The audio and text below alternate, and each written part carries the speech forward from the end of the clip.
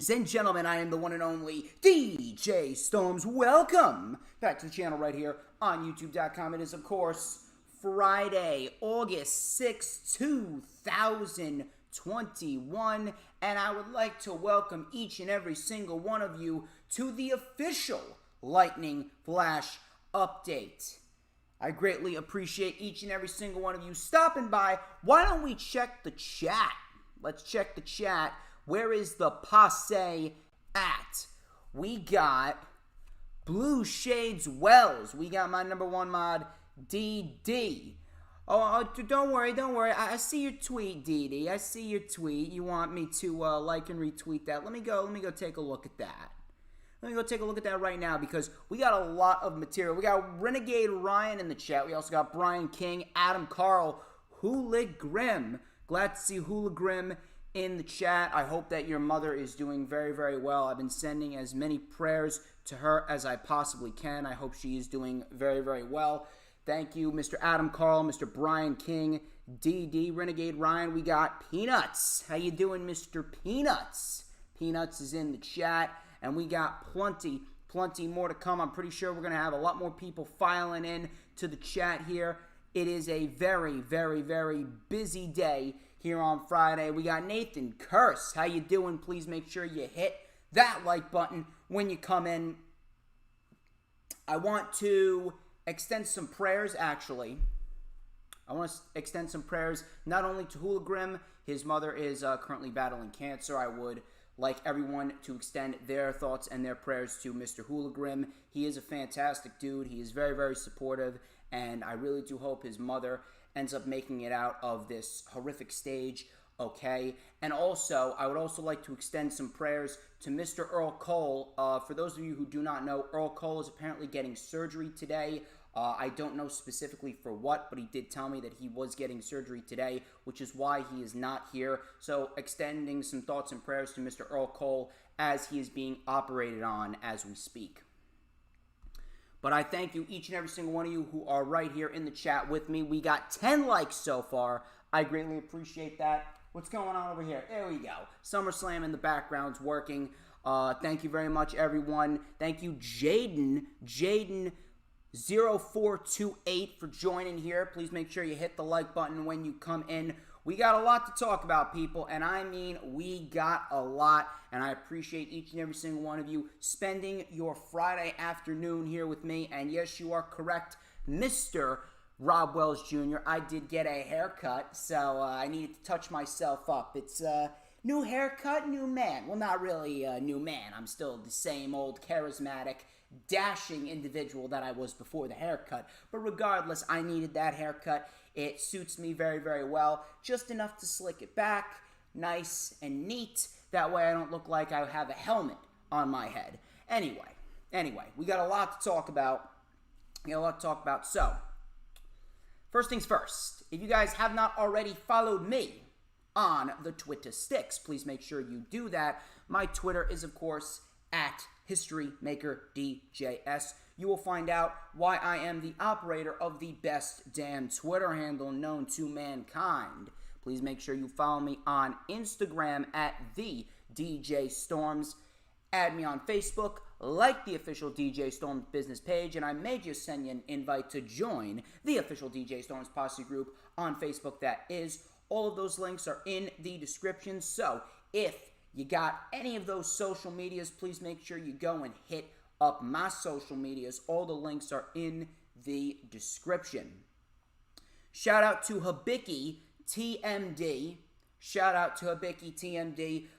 He's currently working right now. I'm pretty sure we'll see him in the chat at some point today. Me and him, we actually did Habiki High Spots, where we reviewed the SummerSlam 1998 pay-per-view. That is going to be going up on his channel very, very soon. I'm not sure when. He's currently editing and working on that right now. So please, if you're not subscribed to Abiki TMD, please be sure to subscribe to him. He is a great guy, excellent at what he does. He's a very good friend of mine. And of course, he will be back on my channel on August 19th, 2021 for the rundown for SummerSlam of this year, where we will be previewing and predicting All the matches going down in Allegiant Stadium on Saturday, August 21st. Please make sure you set your calendar dates for that. We are 5 minutes into the stream. Please make sure you hit the like button if you have not already done so. It is vital when you come in, you hit the like button, and you share out the stream. We got goals we want to reach. The last two LFUs did fantastic. They're both over 180 views with 30 likes plus, I do believe. So please, make sure that when you come in, you smash that like button when you come in, and of course, you share out the stream on all platforms of social media. I'm talking about Twitter, Instagram, Facebook, Pinterest, and Tumblr.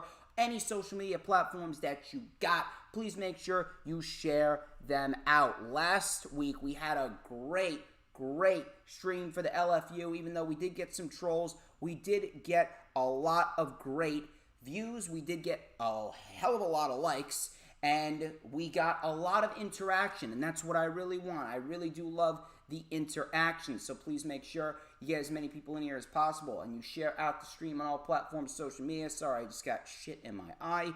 But anyway, please make sure you share out the streams on all platforms, social media. That way we can get as many people in here as possible. I'm talking about your mothers and your fathers and your brothers and your sisters and your sons and your daughters and your aunts and your uncles and your grandmothers and your grandfathers and your second, third, fourth, fifth, sixth, seventh, eighth, ninth, 10th cousins twice, 3 times, 4 times, 5 times, 6 times removed. Your dogs, your cats, and especially your guinea pigs, because I'm telling you right now, people, my laptop's currently running slow, and my antivirus program is insanely backed up from all the articles that I have lodged in my laptop that has taken up space. I could not even apply updates this morning because I have all of these articles that specifically state that if guinea pigs are exposed to DJ Storms, you know what happens? They are said to live long, happy, healthy, and fruitful lives. So if you got a guinea pig and you want this guinea pig to live a long, a happy, healthy, and a fruitful life, please make sure you tell them that DJ Storms is live and you give them a daily dose of DJ Storms, because DJ Storms is good for their heart.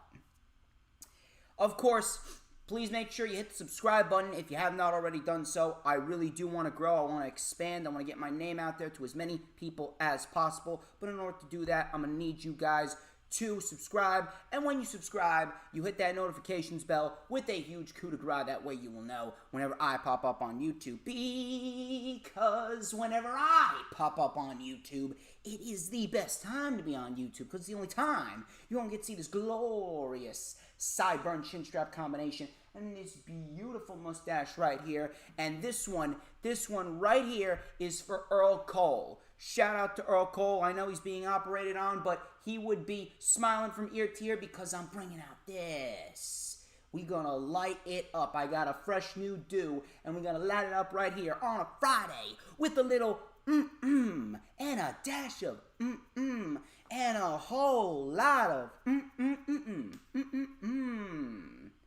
Everybody wants a piece of the Storm's Meister. You already know. I also saw Kevin Fiola in the chat. Thank you very much for stopping by, Mr. Fiola. Please make sure you share out the stream, people. I see that Didi has already shared out the stream. I saw that Ryan Renegade has already shared out the stream. I also saw that Rob Wells Jr. has shared out the stream. I want to make sure everyone's sharing out the stream because we want to get as many people in here as possible. We already got 12 likes, and I'm pretty sure I am going to get a lot more likes because we are going to jump right into the news, rumors, and reports. Stick around. I will check the chat after I'm done with the news, rumors, and reports, but we got a lot of news, rumors, and reports to discuss, and I mean a lot. I guess we should start with the big one. Let's start with the big one. Start with the reason why everyone's here. Bray Wyatt. Bray Wyatt. Bray Wyatt was recently released from the WWE on Saturday, July 31st, 2021. He was reportedly released via a text message, and the company cited budget cuts. Jonathan Jonathan Ross Sapp, you know, the guy who I live rent-free in his head, the guy who is envious of everything that I do, and the guy that's envious that I can do his job 1,000 times better than he can, and I don't have to get paid one single dime to do so, so he sends me nasty DMs. You know, Jonathan Ross Sapp, that guy. Jonathan Ross Sapp said during a special live Fightful YouTube stream that Bray Wyatt was not shy in rejecting ideas that he did not like, implying that he was creatively frustrated prior to his release.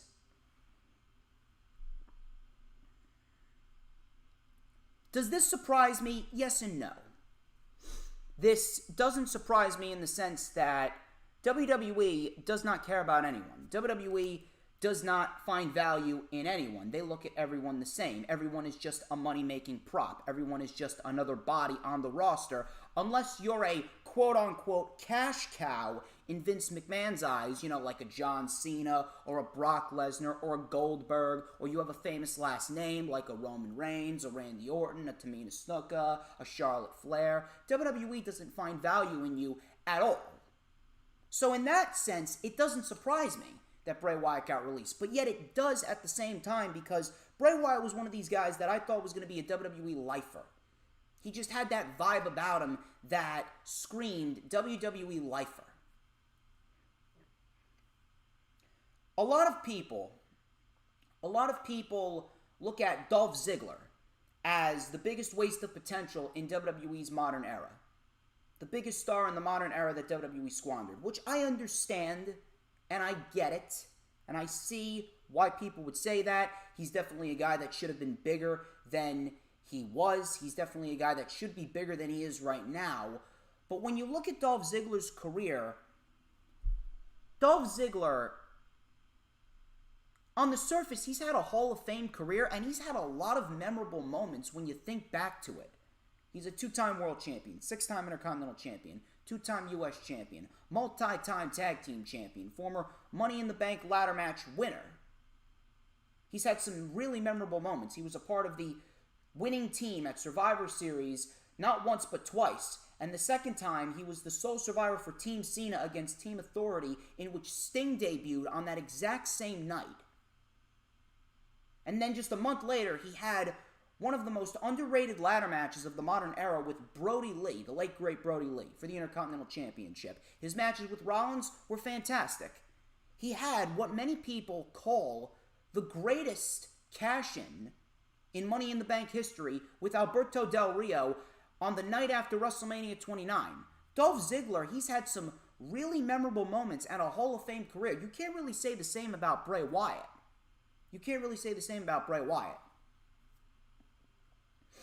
Bray Wyatt's a guy that really came from nothing. Yes, he was a third-generation superstar, but no one really saw much in Bray Wyatt, and he took all of that, and he made something of himself. He became something bigger than what many people expected him to be. I remember when he started out as Husky Harris. On the game show version of NXT, and then he became part of the Nexus and the new Nexus with CM Punk. He got punted in the head by Randy Orton, and then he was taken off of television. He was sent back down to FCW, which would then morph into NXT. And then he formed the Wyatt family with Luke Harper and Eric Rowan. Luke Harper and Eric Rowan actually won the NXT Tag Team Championships. They were actually the second ever NXT Tag Team Champions. Then they got called up to the main roster. They got called up to the main roster in the summer of 2013, and Bray Wyatt, for about 8-9 months, Bray Wyatt was on the run of his life. And he was the most protected superstar at that time. The Wyatts were the hottest act in the WWE during that time period outside of the Shield. Bray Wyatt was being built up beautifully. And he was beating all of these major names. Kofi Kingston, Kane, Daniel Bryan. We go into the Elimination Chamber, and the Wyatts, they give us what many people tout as the greatest six-man tag team match of the modern era with The Shield at the Elimination Chamber of that year. That six-man tag team match, that was the best six-man tag team match that I've personally ever seen. I remember that year, I ordered the Elimination Chamber. This was before the WWE Network. I ordered the Elimination Chamber on pay-per-view specifically for that match. That one match sold me on the show. And Bray Wyatt ended up getting the winning pinfall in that match. Bray Wyatt was on the run of his life. He was a guy that was touted as the next big thing. He was well on his way to being WWE's next top-tier star. Many people even touted him as the heir to The Undertaker. And then we get to WrestleMania. And he faces John Cena, and that was supposed to be the match that was going to take him to the next level. That was going to be the match that was going to take him to the next level and take him from here to here. Solidify him as the future. And Vince McMahon didn't pull the trigger. For whatever reason, I have absolutely no idea. Why? Because they just failed to create new stars. They fail to put their trust in new talent. And what's even more frustrating is that was a 3-match feud. If Bray Wyatt wasn't going to win the first match, he should have at least won the next 2. He should have won the feud. I remember Extreme Rules 2014. Many people don't even know this, but I actually attended Extreme Rules 2014 in the Izon Center, and I saw that steel cage match with Bray Wyatt and John Cena, where Bray Wyatt, quote-unquote, beat John Cena. Even though he didn't really beat him, he just walked out of the cage. He won on a technicality. And many people don't know this. I went with my dad and my uncle. This was pre-DJ Storms. I actually dressed up as Bray Wyatt. I was Bray Wyatt. My dad was Luke Harper. My uncle was Eric Rowan. We went to Extreme Rules 2014 dressed as the Wyatt family.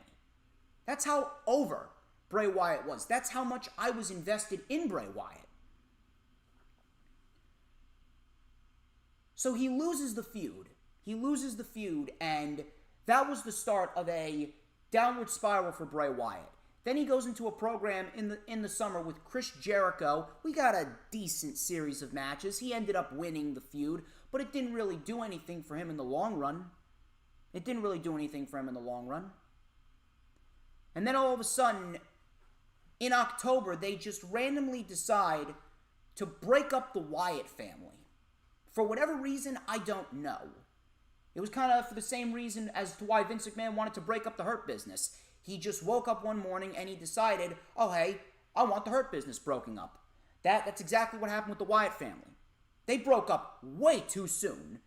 They were only on the main roster together for about a year and a half.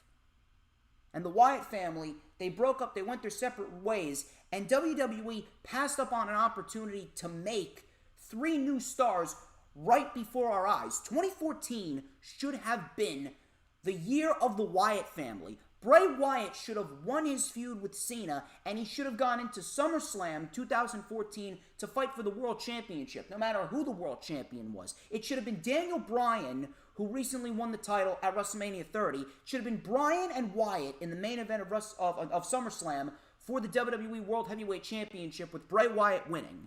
Bray Wyatt should have been the world champion, and then when Harper and Rowan, they faced the Usos multiple times in that summer, Harper and Rowan should have been the tag team champions. So it should have been Harper and Rowan tag team champions, Bray Wyatt as the WWE World Heavyweight Champion at the end of SummerSlam in 2014.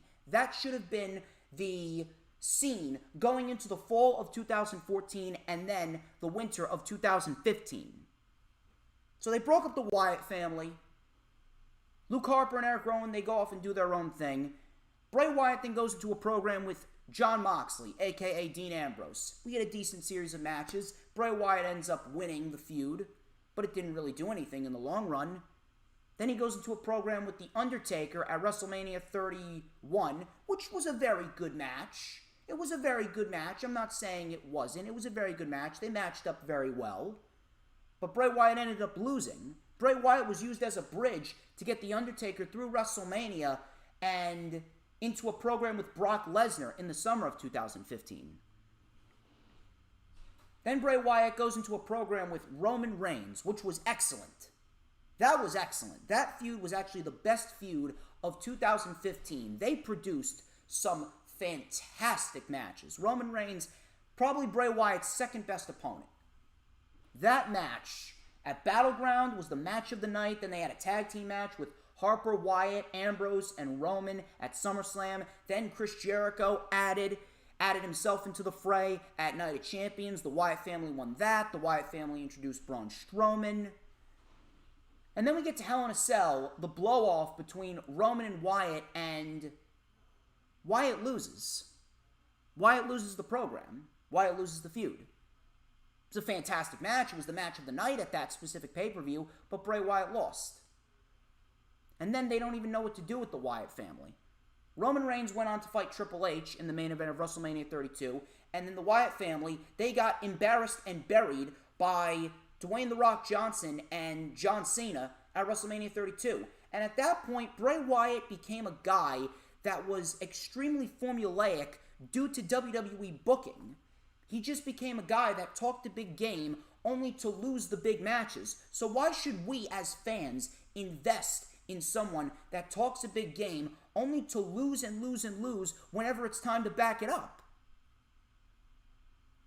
Then he gets drafted to Smackdown in the 2016 draft, and he goes into a program with Randy Orton, which results in Randy Orton joining the Wyatt family. So it's Orton, Harper, and Wyatt. And that feud resurrected Bray Wyatt's career. Orton won the Rumble. Bray Wyatt ended up winning the WWE Championship. And the whole story revolved around all three members of the Wyatt family, Orton, Harper, and Wyatt, fighting for the WWE Championship in the main event of WrestleMania 33, and they didn't pull the trigger. WWE fucked up the story because they didn't see Luke Harper as a main event guy, and they pushed Luke Harper to the side and only made the focus on Orton and Wyatt. I'm not saying that Luke Harper absolutely needed to win the WWE Championship, but he should have been there because that's what the story called for. And in typical WWE fashion, they fucked up the story. So we get Orton and Wyatt at WrestleMania, and we get one of the worst WWE Championship matches in the history of WrestleMania, and Wyatt loses the championship. Why did you even put the title on Bray Wyatt if he was just going to lose it to Orton? Oh yeah, because you wanted to put it on Jinder Mahal, kill SmackDown, just to try and boost the market up in India. Which failed, by the way. Bray Wyatt should have never lost the WWE Championship to Randy Orton. Bray Wyatt should have held the WWE Championship from the Elimination Chamber all the way to SummerSlam 2017, in which he would have faced Shinsuke Nakamura, and Nakamura would have been the one to beat Bray Wyatt. That's what they should have done, but they didn't.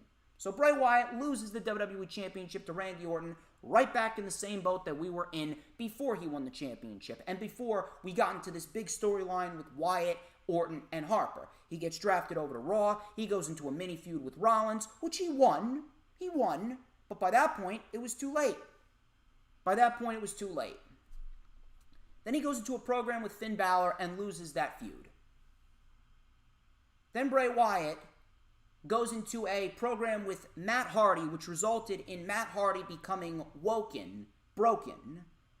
They go into a program in which Matt Hardy and Bray Wyatt, they have the ultimate deletion, and Matt Hardy wins, and Bray Wyatt gets thrown in the lake of reincarnation, and he becomes a babyface.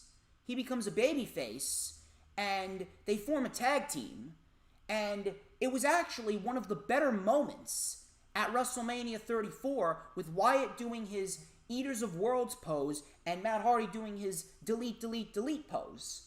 And we actually had something of substance. We had another opportunity to resurrect Bray Wyatt's career and invest in him. And what did WWE do? They didn't even allow Matt Hardy or Bray Wyatt to fully invest their time in making this tag team feel special. It was just very, very standard. They didn't give them the opportunity to allow their creative juices to flow. They didn't allow them to get involved in the Hardy family compound or the Wyatt family compound or anything. Nothing at all. So they ended up winning the tag team championships. The gimmick fell flat. The tag team fell flat. And they end up losing the championships 3 months later to the fucking B team. The B team. And then Bray Wyatt goes away. He's away for 8-9 months.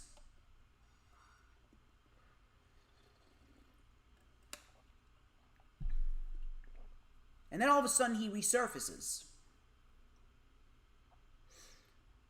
Bray Wyatt resurfaces, and he comes up with this new gimmick, this Mr. Rogers Firefly Funhouse-esque gimmick with a demonic, satanic alter ego named The Fiend. He's got all these puppets around him, Mercy the Buzzard, Abby the Witch, Huskus the Pig, Rambling Rabbit, and everything just felt organic. Everything felt organic, and everything was so over the top to a point where everyone just could not help but get attached to it. Bray Wyatt just completely reinvented himself, and it was almost more creative than what happened with the Wyatt family. It was even more creative and more over the top, and it was even more intriguing than what happened with his Wyatt family gimmick. And months and months and months went by hyping this up, and the Firefly Funhouse became the best thing on Monday Night Raw. He became the #1 merch seller in the company. He makes his return at SummerSlam 2019, wildly praised, squashes Finn Balor, and we're off to the races. Bray Wyatt is back, resurrecting his career. Everyone can't wait. Everyone's jumping for joy. They're all excited. And then all of a sudden, 2 months later, he gets inserted into a Universal title match. And that's his second ever match as The Fiend. Second ever match as The Fiend.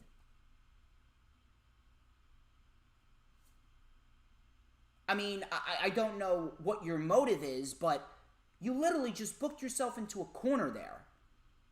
In no way, shape, or form should Bray Wyatt, after he had just returned, be in the conversation for a Universal title match just that soon after returning. Literally, his second match, and he's getting a world title match? You booked yourself into a corner, and that resulted in, without a doubt, what was the worst Hell in a Cell match of all time and the worst Hell in a Cell ending of all time. So much so that the fans revolted. The fans revolted. Bray Wyatt was really taken down a couple of pegs after that match because of how everything was laid out as far as that Hell in a Cell match goes. And because of all the fan backlash, WWE realized they fucked up, so they tried to correct their fuck up at Crown Jewel in Saudi Arabia, and they gave Bray Wyatt the championship. Not because they wanted to, but because they had to. Because if they didn't, the fan backlash would have been so big. The fan backlash would have been at an all-time high that WWE probably would have lost a good chunk of its audience at that time. We're already at a rating below 2 million on Monday Night Raw. I'm telling you, Monday Night Raw would have been peaking below 2 million well before 2021 if they did what they did with Bray Wyatt and they didn't give him the championship. But they gave him the championship because of fan backlash. He had a great series of matches with Daniel Bryan. And then we get to February, Super Showdown. And WWE, they have Bill Goldberg beat The Fiend within 3 minutes because at that time, they were still shoving Roman Reigns down our throats as a babyface, even though everyone knew, collectively, no matter how many idiots wanted to deny it, everyone knew Roman Reigns was never going to succeed as a main event babyface, and he was certainly not going to succeed as a main event babyface against The Fiend, which was the most over gimmick, the most over character at the time that he was the Universal Champion the first time around. Bill Goldberg beats The Fiend in 3 minutes because WWE wanted to vilify Bill Goldberg because anyone who beat The Fiend was going to be the biggest heel in the company.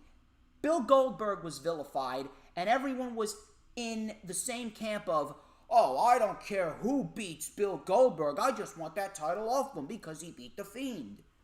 WWE had everything laid out to get Roman Reigns cheered by winning the world title from Goldberg.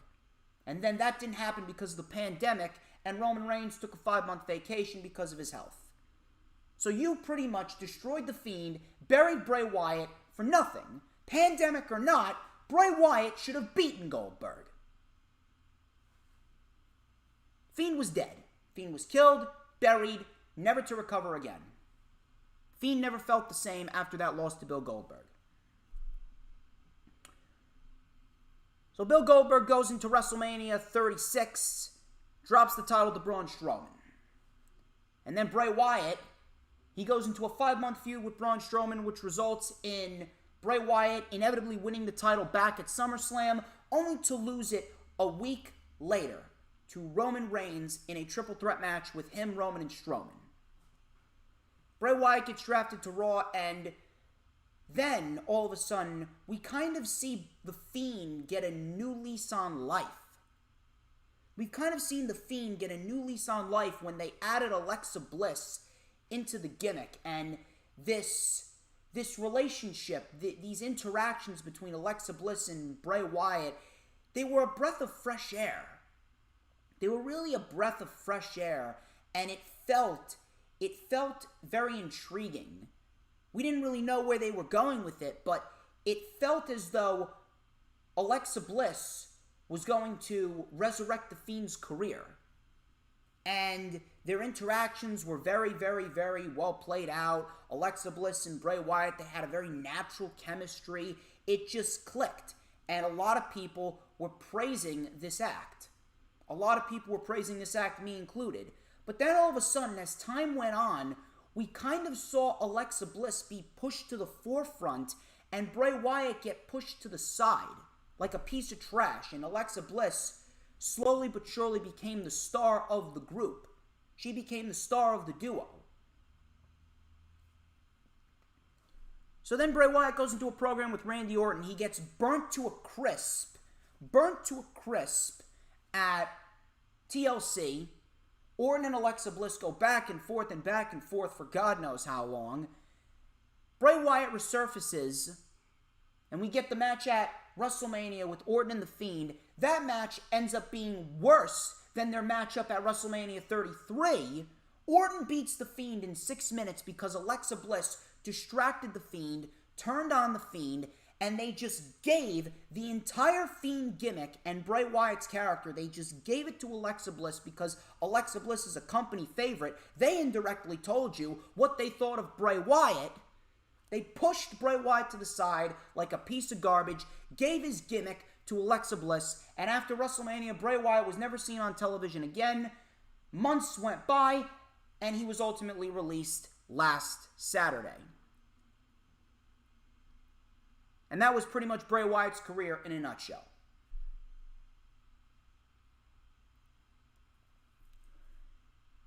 I can't even begin to tell you how much it frustrates me to see guys like Bray Wyatt get treated like they're absolutely nothing.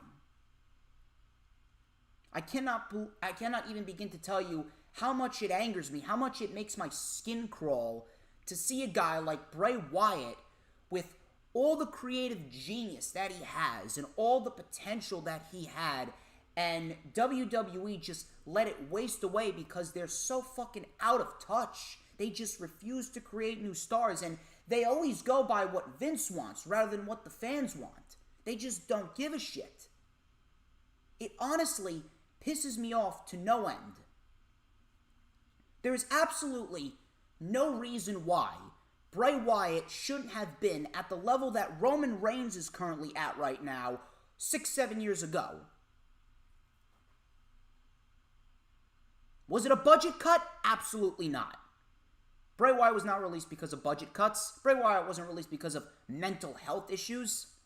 Bray Wyatt was released because WWE did not see anything in him. Bray Wyatt's not the first, and he certainly won't be the last. Bray Wyatt is just another guy that WWE took that had all the potential in the world to be the next big thing, and WWE squandered him, treated him like he was expendable, treated him like he was a piece of trash, and then ultimately released him. It's happened time and time and time and time again. Is Alexa Bliss to blame for his release? No. No, she's not. Alexa Bliss didn't go to Vince McMahon and say, hey Vince, can you make me the star of the group? Can I get Bray Wyatt's character? And can you push Bray Wyatt off of television while I take the spotlight? Alexa Bliss didn't do that. Alexa Bliss may be a shit performer. She may have no value whatsoever. Her value may be at the level of Eva Marie, but Alexa Bliss is not a shit human being. She's not a self-absorbed, manipulative cunt. That title is reserved for Charlotte Flair. But they absolutely took Alexa Bliss because she was a company favorite, and they took Bray Wyatt's gimmick, stole his gimmick from him, gave it to Alexa Bliss because they favored Alexa Bliss over Bray Wyatt. It's exactly what happened. And if you can't understand that, you may be as dumb as I say you are. She was coming out to a modified jingle of the Firefly Funhouse song up until a month ago, 2 months ago. Alexa Bliss was given Bray Wyatt's gimmick, and Bray Wyatt was pushed to the side. She was using Bray Wyatt's finisher, for fuck's sake. She's not to blame, but WWE absolutely took Alexa Bliss. It could have been anyone in Alexa Bliss's position. It just so happened to be her. They gave Alexa Bliss his gimmick, pushed him off to the side like a piece of trash. Ultimately, for him to stay off of television, and then he gets released. He was ready to come back this month. He was cleared to return. Mental health issues. Yes, he had mental health issues. Obviously, I know that anyone, especially when you lose someone close to you, because I know that him and Brody Lee were incredibly close. I know that they were. I know what it's like to lose a close friend, a close family member. Trust me, it gets to you. But he was cleared. He was ready to come back. I heard that he was pitching ideas, and he was shooting down the ideas that he didn't like. If he wasn't ready to come back, he wouldn't have been talking to creative. He wouldn't have been talking to management.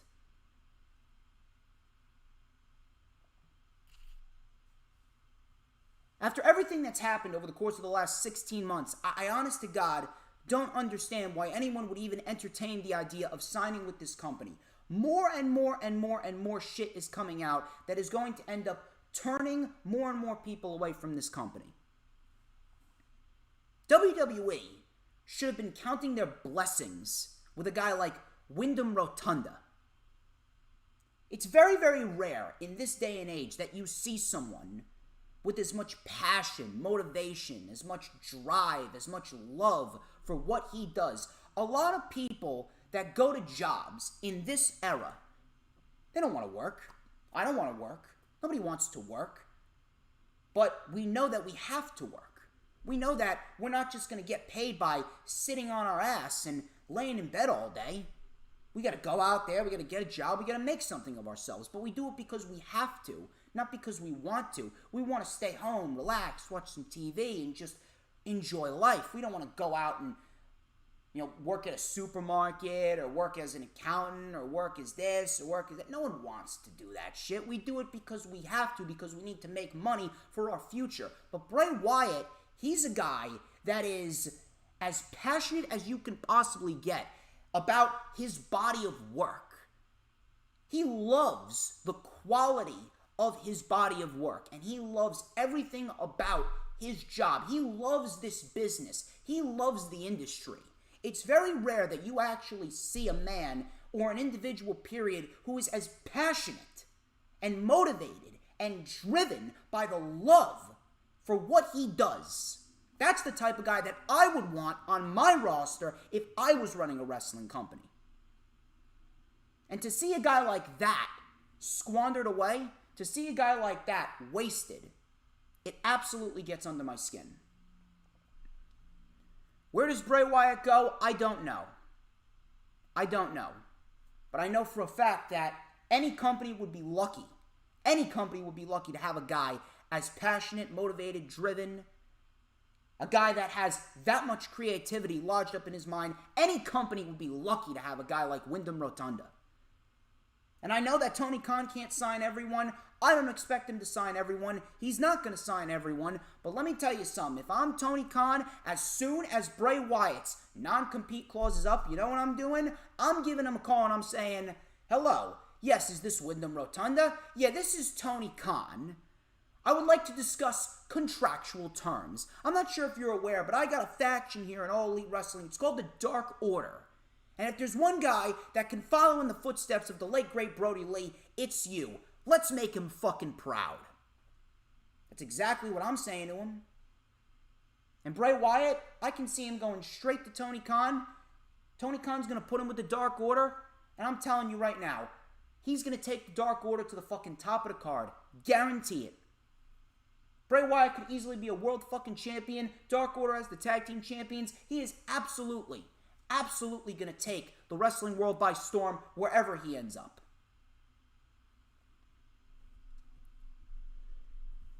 As I said, Bray Wyatt's not the first. He certainly won't be the last. I can only hope that more and more people are going to start to wake up to WWE's bullshit. And it's no coincidence that Vince McMahon said, oh, I don't know where AEW's investments are as far as their superstars, but perhaps we can give them some more. And then 2 days later, he releases Bray Wyatt. Some people were actually saying that he was being sarcastic. My fucking God. After what happened with Bray Wyatt, you still think he's sarcastic? Bray Wyatt will absolutely go down as the biggest waste of potential of WWE's modern era and absolutely one of the biggest squandered opportunities in the history of not only WWE, but professional wrestling. But I know that wherever he ends up, he's going to take the wrestling world by storm, and he is going to make an impact like we've never fucking seen before. I wish Wyndham Rotunda the absolute best in the post-WWE years of his life.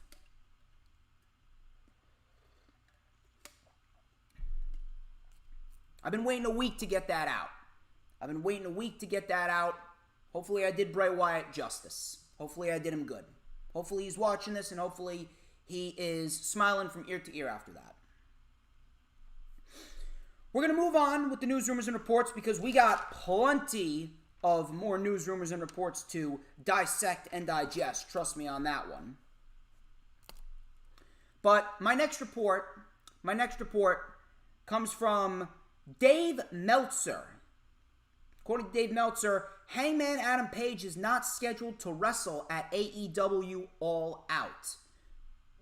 I know some people were getting a little bit up in arms about this. A lot of people thought that it was going to be Page and Omega at All Out. I did too. But I wouldn't worry about this. I wouldn't worry about Adam Hangman Page not being All Out on All Out. Why? Because Tony Khan, he is a visionary. He is a long-term storyteller. He's not a guy that's just going to waste shit away. He's not a guy that's going to just let shit sit. He's going to capitalize on shit, but he wants to tell a long-term story. And they have been adding a lot of interesting layers on top of this long-term story with Adam Hangman Page and Kenny Omega. And I got to shout out Joseph Conlon. Not sure if he's watching. I think he may be working. But Joseph Conlon actually tweeted out on Monday after that segment with Page and the Elite that he thinks that that segment was to write Adam Hangman Page off of television. And I could absolutely see that. Plans changed because we don't know where Adam Hangman Page is going to rank on the fan hierarchy with Punk coming in and Bryan coming in, potentially Adam Cole. We're going to talk about Adam Cole in a little bit. Potentially Bray Wyatt if they want to bring him in. There's a lot of moving factors that could very well affect Adam Hangman Page, and they don't know if Adam Hangman Page is still going to have all this momentum behind him from the fans after all of these bigger names come in. These names aren't necessarily going to win the world championship over more deserving individuals. Obviously, we're still going to see guys up and coming like Darby and MJF and Miro and Jungle Boy and the Acclaimed. We're going to see all these young guys, but these guys like Punk and Bryan and Cole and Wyatt, they're here to add more name value and bring more eyes to AEW. And they don't know if those guys are going to end up overtaking Hangman in the fan hierarchy. We don't know who's going to be the most over and then who's going to follow. I would not be so concerned about Adam Hangman Page not wrestling at All Out, because All Out, from the looks of it, it's looking quite fucking stacked without Hangman. We could possibly be seeing CM Punk and Darby Allin. We could see Miro and Orange Cassidy. We could potentially see Christian Cage and Kenny Omega, Britt Baker, Thunder Rosa. We could possibly see Pac and Andrade, Malachi Black and potentially Cody again, or Malachi Black and Dustin Rhodes if they want to go that route. We're going to see the Women's Casino Battle Royal with potentially Ruby Soho making her debut. So Adam Hangman Page, he doesn't necessarily need to be on All Out. Because if he is, he could very well be overshadowed by all this other shit going down. So it's not really too big of a deal. I trust Tony Khan, and I trust that he's going to tell a very nice story with Adam Hangman Page. Moving on, I got another report from Dave Meltzer. Dave Meltzer discussed on the Wrestling Observer Radio that the WWE has considered adding a third hour to SmackDown, and they planned on airing the third hour on FS1. He stated, Rampage debuts August 13th. And when the idea came out, the old Vince McMahon would have to put that third hour of SmackDown on FS1 because that was even talked about before. When the idea of Rampage and this goes way, way back. I mean, over a year ago, the idea was always for it to be Friday at 10 p.m. for, over a year ago. Who's to know what WWE knew and didn't know? End quote. I can absolutely see WWE doing this. I would not put it past WWE to put a third hour on SmackDown just to counter-program Rampage. What I find funny is this. I find it absolutely fucking hilarious. I find it fucking hilarious how you got all these idiots online that are going to buy into the bullshit that Vince McMahon says, and Vince McMahon's going to go, oh, I don't see AEW as competition the same way I saw WCW as competition. And then, of course, there's going to be these fucking idiots, these fucking trolls that are going to say, oh, you see, AEW's not competition. Really? AEW's not competition. Then why did WWE move NXT from the WWE Network to the USA Network at 2 hours on Wednesdays? Why did WWE sign all of these bigger stars to lucrative contracts during the beginning of 2019? Why is it that WWE considered adding a third hour to SmackDown as soon as they heard about Rampage? But AEW's not competition, right? WWE is absolutely fucking embarrassing themselves right in front of our eyes.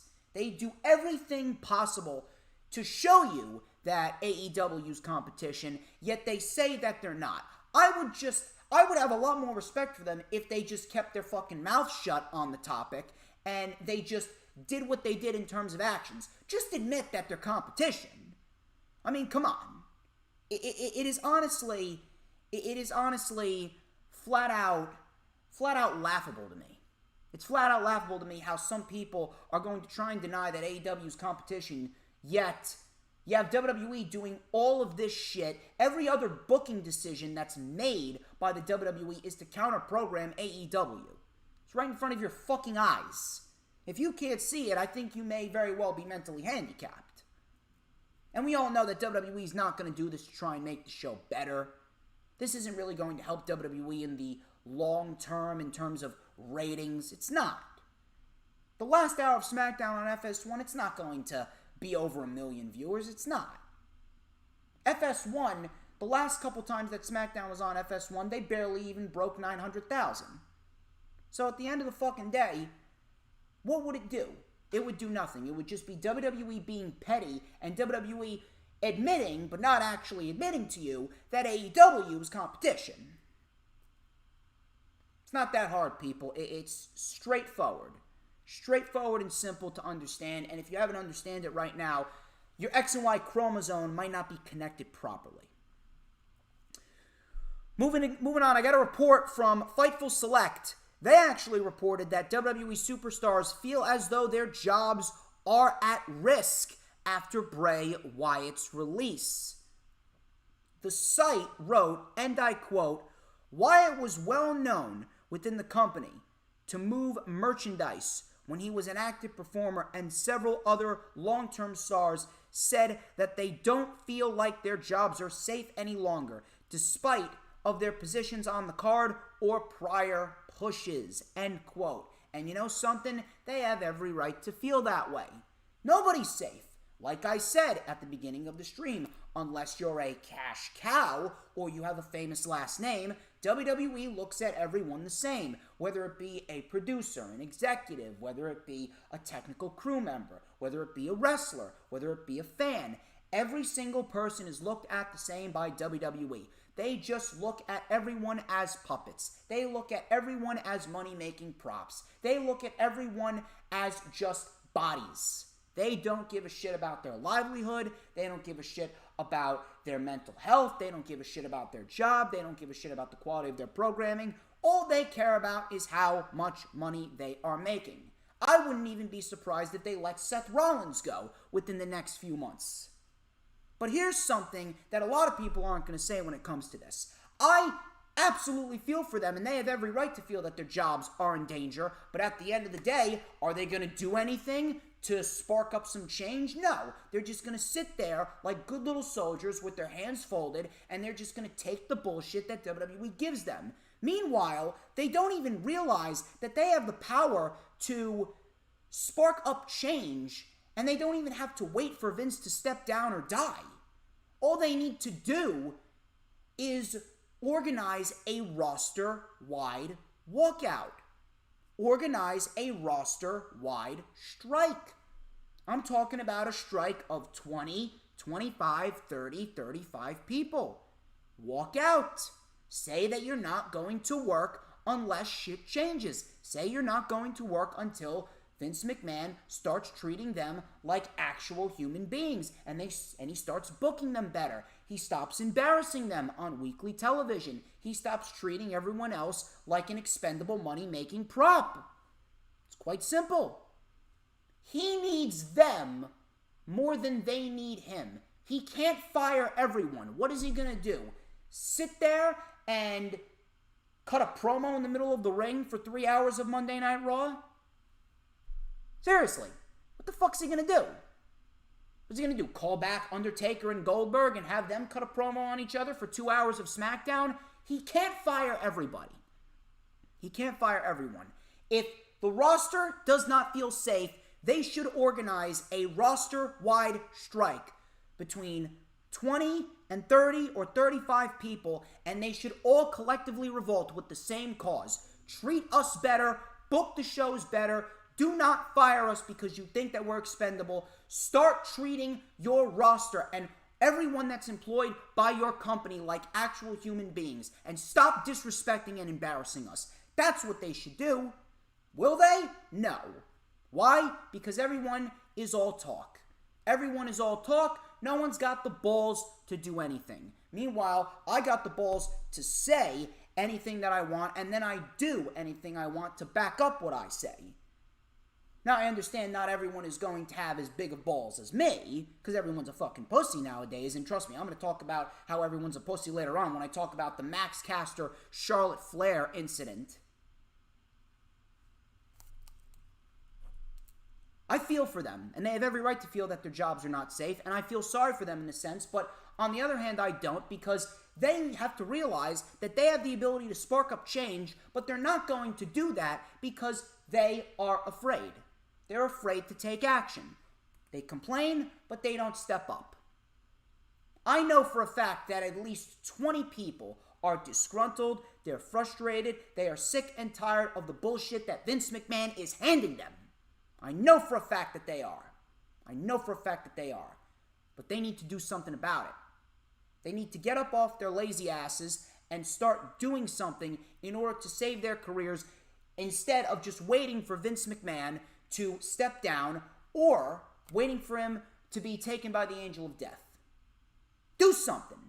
You feel like you're in danger, revolt, and strike, fight for better. But they won't. Interesting report that kind of caught me by surprise. Wrestling Inc. reported that Adam Cole's WWE contract is set to expire after SummerSlam. PW Insider later confirmed this report as being true, and I do have a follow-up on that. I do have a follow-up on that, which we'll be talking about in a little bit. But before we get into the follow-up to the Adam Cole report, Ric Flair, he was released. Ric Flair was released. He reportedly requested his release from WWE. Sean Ross Sapp and various other sources confirmed that as of Monday morning, he was no longer under contract with the WWE. One of the main reasons why he wanted out was because of the storyline with Lacey Evans earlier this year. Ric Flair was reportedly very unhappy with the creative direction of the company, and WWE later confirmed this the following morning, sending out a tweet announcing Flair's release, but they did not wish him well in his future endeavors. Now, reportedly, something went around that Ric Flair sent a text message to Vince McMahon responding to fix Charlotte Flair's booking. I'm not sure what's going on there. I'm not sure what the issue is between Ric Flair and Charlotte Flair and Vince McMahon. Obviously, he has every right to support his daughter, but he does need to realize it's more of an entire women's division issue rather than just a Charlotte Flair issue. But the main story here is this. Ric Flair is very, very, very, very well respected by everyone. He's a longtime member of the WWE family. If Ric Flair couldn't even break through to Vince McMahon, then there's absolutely no hope. If Ric Flair requested his release, because of the creative direction of the company, what more clarification do you need? Seriously, what more clarification do you need that WWE is in a fucking shithole? What more clarification do you need that WWE is operating with the worst mentality possible? What more clarification do you need that everything going on in the WWE right now goes to show you that WWE sucks? Ric Flair, a man who is vehemently loved, vehemently respected, longtime member of the WWE family, if he could not even break through to Vince McMahon, if Vince McMahon did not even break for Ric Flair, what makes you think he's going to break for anyone else? Does Ric Flair go to AEW? No. I don't see him going to AEW. I do see him probably making a one-off appearance, maybe a two-off appearance, kind of like what Eric Bischoff did with what happened with Orange Cassidy and Chris Jericho. But in the long run, the main story here is if Ric Flair walked out and Ric Flair requested his release, goes to show you that more and more people are starting to wake up. Ric Flair requesting his release and Ric Flair leaving the company, that should be one of the biggest eye-openers of this era. Forget CM Punk signing with AEW. Ric Flair requesting his release from WWE because of what's going down with Vince McMahon and how Vince McMahon is just a fucking madman, goes to show you that Vince McMahon, he's got some wrong up here. You're going to tell me that Ric Flair is wrong in feeling the way he feels, and Ric Flair is wrong in being unhappy with his creative position and being unhappy with that storyline with Lacey Evans? This should be one of the biggest eye-openers of 2021 in the landscape of professional wrestling. More and more and more and more people are starting to wake the fuck up. And that's going to transition into what I'm going to talk about next. We're going to talk about this follow-up report, following up to the Adam Cole's contract report. PW Unlimited is reporting that Adam Cole has recently turned down multiple contract offers from WWE. There is no indication as to what was included in the offers, but it appears deals put in front of Cole were not to his liking. On top of that, report actually came out earlier today that AEW offered a contract to Adam Cole. Now, for those of you who are unaware, there was a backstage personnel that got fired. He's the guy that oversees the contracts. His name was Canyon Seaman. And what reportedly happened between Canyon Ceman and Adam Cole. Adam Cole's contract was thought to have expired towards the end of the year, but instead it was set to expire at the end of the Great American Bash. Canyon Ceman, he did not keep track of that. They were very, very lax. They were not up to date with that. They were not up to code. Canyon Ceman, he was in charge of that. He fucked up, and he did not keep track of Adam Cole's contract correctly.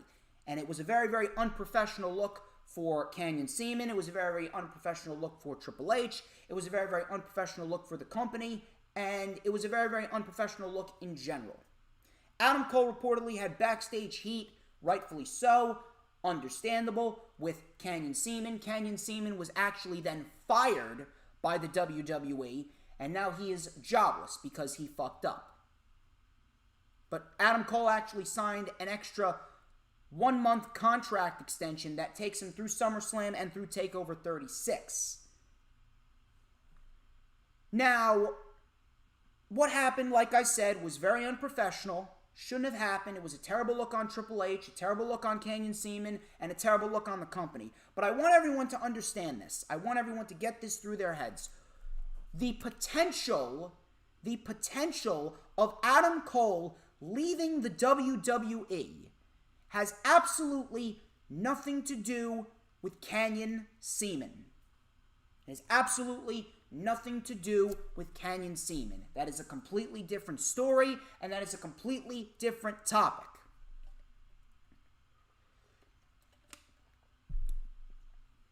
Adam Cole potentially leaving the company has to do with one man and one man only, Vince McMahon. I want you guys to think about when Adam Cole first debuted.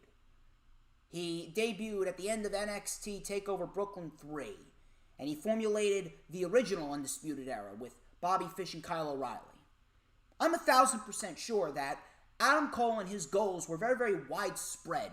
Adam Cole had a lot of different goals when he first came into the WWE. He planned on taking over the company. He planned on going on to win championships on any of the brands that he went to, whether it be NXT, Raw, or SmackDown. But then over time, his goals changed, especially with the introduction of AEW. But I want you guys to think about everything that's happened with NXT over the course of the last 4 years. You don't think Adam Cole is aware of everything that's going on behind the scenes in the WWE? You don't think that Adam Cole watched as Vince McMahon plucked and plucked and plucked and plucked and plucked all of this great talent, a lot of talent that he saw in the NXT locker room, a lot of talent that he was working with? Shayna Baszler, Ember Moon, Authors of Pain, Sanity, Viking Raiders, Andrade, Aleister Black, Ricochet, EC3, Nikki Cross, Heavy Machinery. I don't think that Adam Cole was watching as all of these individuals were being plucked right in front of his face, and they were put on the main roster, and they were mishandled, mistreated, ruined, buried, and or released when all is said and done. You don't think that Adam Cole is aware of how Vince McMahon looks at NXT? You don't think that Adam Cole is aware of the internal issues between Vince and Triple H? You don't think that Adam Cole is aware of the disconnect between the main roster and NXT? You don't think that Adam Cole has been sitting there whenever these individuals get called up to the main roster and buried on Raw or SmackDown? You don't think that Adam Cole is sitting there thinking to himself, oh shit, I don't want that to happen to me? Adam Cole has done everything there is to do in NXT. There's literally nothing left for him to do. NXT Champion, North American Champion, NXT Tag Team Champion, Dusty Rhodes Tag Team Classic winner, the longest reigning NXT Champion in the history of the brand. Adam Cole has done everything there is to do in NXT. The only thing that he hasn't done is become a 2-time or a 3-time NXT Champion. But he knows what awaits him on the main roster. He knows exactly what's going to happen. You know, I had some fucking idiot try and come into my mentions and tell me that, oh, you don't know that Adam Cole would be buried on the main roster. Look at guys like Finn Balor and Asuka. These fucking idiots trying to tell me that Finn Balor was a success. Finn Balor had one good month on the main roster. After he got injured and then he came back, he did nothing. He lost to Kane on a random episode of Raw. He was a smiling dork. He was a two-time Intercontinental Champion. Both reigns were horribly booked, and then he got squashed by The Fiend before he went back down to NXT.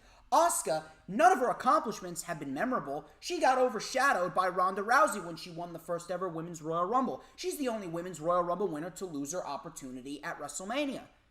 She lost the SmackDown Women's title to Charlotte Flair before she went into WrestleMania 35 as the champion. She had one of the worst booked Raw Women's title reigns ever. So no. Finn Balor, Asuka, dead. Kevin Owens, maybe. But Adam Cole? When has someone like Adam Cole actually gone out and succeeded on the main roster outside of CM Punk and Daniel Bryan? Those are the only two that I can remember. Adam Cole knows what awaits him.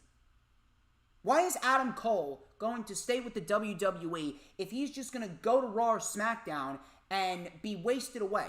Adam Cole, unlike 95% of this roster, Adam Cole knows his worth.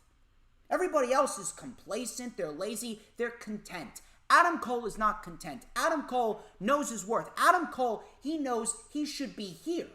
Adam Cole is a WrestleMania main eventer. Adam Cole is a world champion. He's a guy that you build a brand around.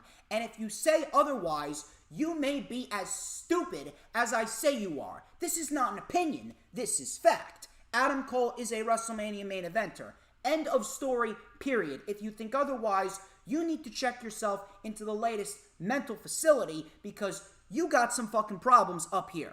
And you should be nowhere near the term professional wrestling. Adam Cole is a main event guy. That is fact.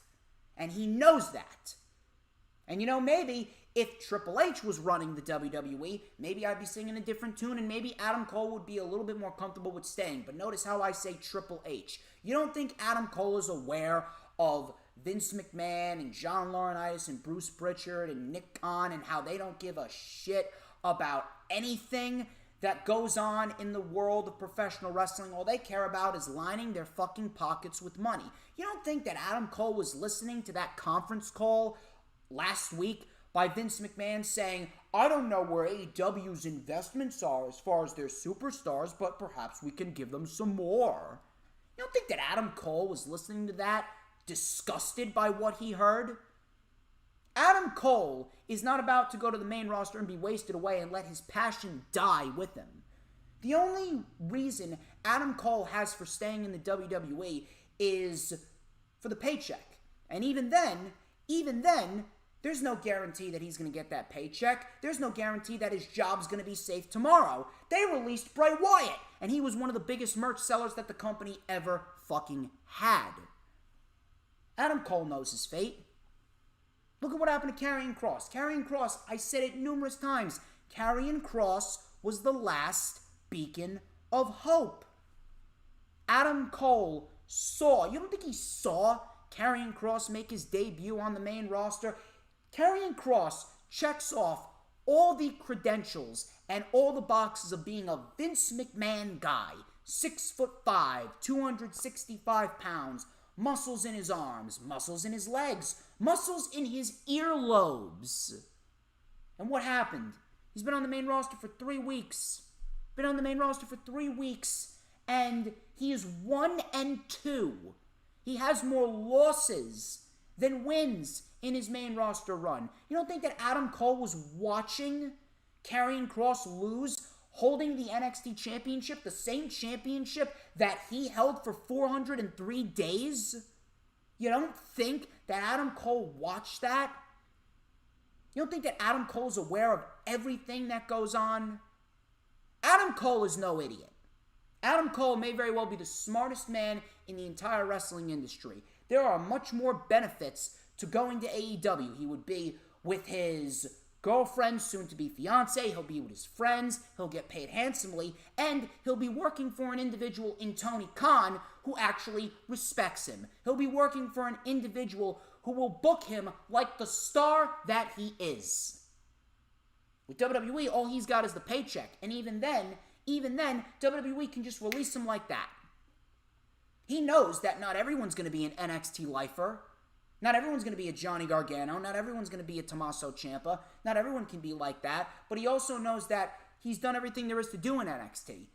What's now is he either goes to the main roster and he risks burial, and he's not going to be subjected to that, or he leaves and he goes to AEW and he continues to send shockwaves throughout the pro wrestling world. It's plain and simple. It's plain and simple. Adam Cole knows what awaits him. Adam Cole is getting out of there while he still can. The WWE is like a fucking Jenga tower. One more block being removed, that shit is going to come tumbling down. Adam Cole is getting out of there while he still can. The WWE is crumbling right before our very eyes. And sooner rather than later, WWE is going to be even lower than they are now. I don't even know how that's possible, but they're going to be even lower than they are now.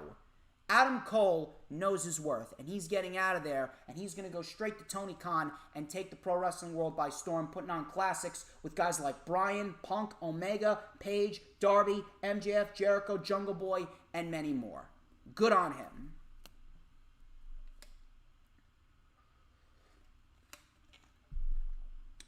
Ronda Rousey. Ronda Rousey was in the news this week, not for the reasons that she should have been. She is not returning to WWE anytime soon. She's not coming back to Raw. She's not coming back to SmackDown. Ronda Rousey took to Twitter and blamed the fans for Bray Wyatt's release. Might as well rename her Ronda Retard. Her tweet stated, and I quote, "I've seen you same fans chanting hashtag We Want Wyatt last night, chanting We Want Beach Balls over at WWE Bray Wyatt performing. If the at WWE treated him like he was expendable, it was because you ungrateful idiots did it first." End quote. The stupidity that oozes from this woman sometimes, it is absolutely mind-boggling to me. It really is. And what's even more sad is that you're actually going to have some idiots that are as retarded as she is. And you're actually going to have some idiots that are going to buy into the bullshit that she states. I don't understand, what is everyone's fascination with this excuse? This is the most overused excuse that I've ever heard. Matter of fact, not that I've ever heard. This is the most overused excuse in the wrestling industry, period. Whether it be an executive, a wrestler, or a fan.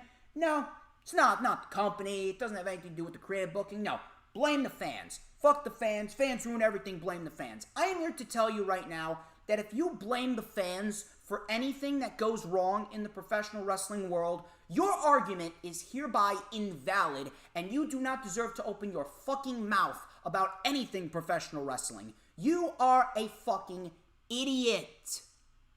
Stop blaming the fans. The fans are not to blame for anything. And if you use this excuse, you do not have any right to open your fucking mouth about anything pro wrestling related.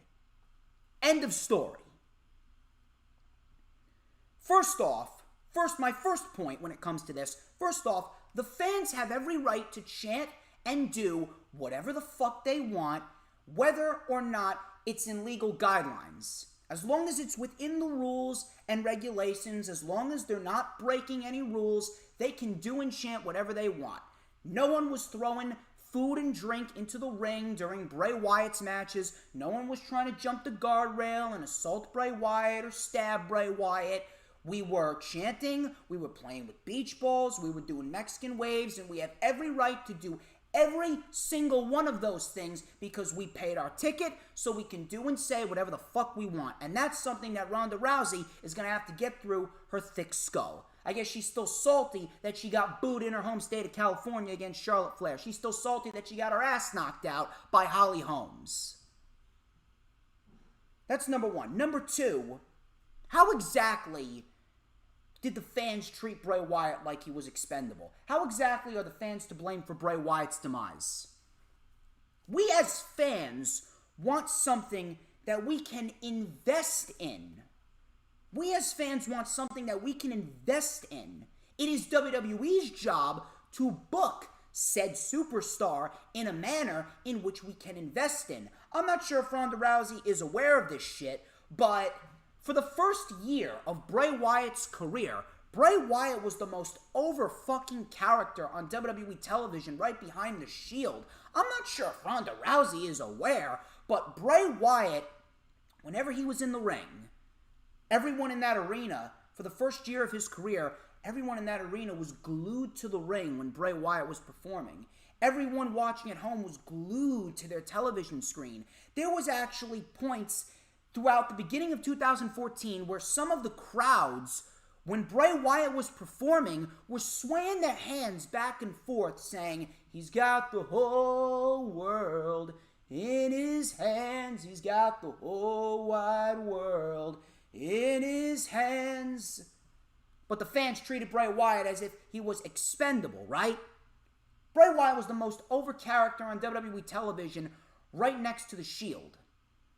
And then all of a sudden, WWE started booking him to lose and lose and lose and lose all of these big matches against John Cena, The Undertaker, Roman Reigns, Finn Balor, Randy Orton.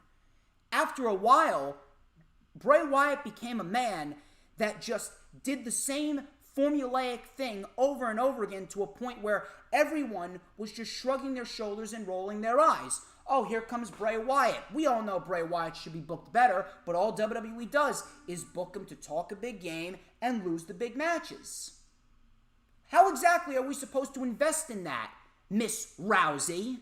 How exactly are we supposed to invest our time in someone that is not booked how he should be booked? Was it our fault that Bray Wyatt lost to John Cena? Was it our fault that Bray Wyatt and the Wyatt family broke up? Was it our fault that Bray Wyatt lost to The Undertaker? Was it our fault that Bray Wyatt lost to Roman Reigns? We don't book the show. How exactly did we treat Bray Wyatt like he was expendable?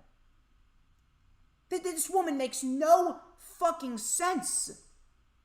When we do not have someone that we want to invest our time in, and we are subjected to the same bullshit that WWE has been giving us over and over again, we're going to revolt, and we are going to entertain ourselves in another manner. And we have every right to do so. We're not disrespecting Wyndham Rotunda. We're not disrespecting Bray Wyatt as the man. We're not revolting and shunning out Bray Wyatt. We're shunning out the shit creative. Why are we supposed to invest in a character or a wrestler that talks a big game and loses the fucking match time and time and time again? It is WWE's job to book said wrestler in a manner in which we want to invest in. WWE did not do that with Bray Wyatt, so we revolted against the shit booking that Bray Wyatt was subjected to. It had nothing to do with Bray Wyatt specifically. We've done it with countless other people other than Bray Wyatt. Ronda Rousey is a fucking retard. She's an absolute fucking retard, and she needs to keep her mouth fucking shut, stick to being a mother, instead of trying to make waves and try and spark up some conversation in the wrestling community. What a dumb bitch. Seriously. Speaking of dumb bitches, Charlotte Flair. Although I'm actually going to defend Charlotte Flair here. I know, I think hell's frozen over. I'm actually going to defend Charlotte Flair. Charlotte Flair and Max Caster received backlash this week from social media. Both of them had promos respectfully, in which they both mentioned Simone Biles withdrawing from the Olympics because of mental health. Both received criticism after having finished their promos. Tony Khan actually came out on Busted Open Radio and said that Max Caster's rap on Dark was terrible. Now,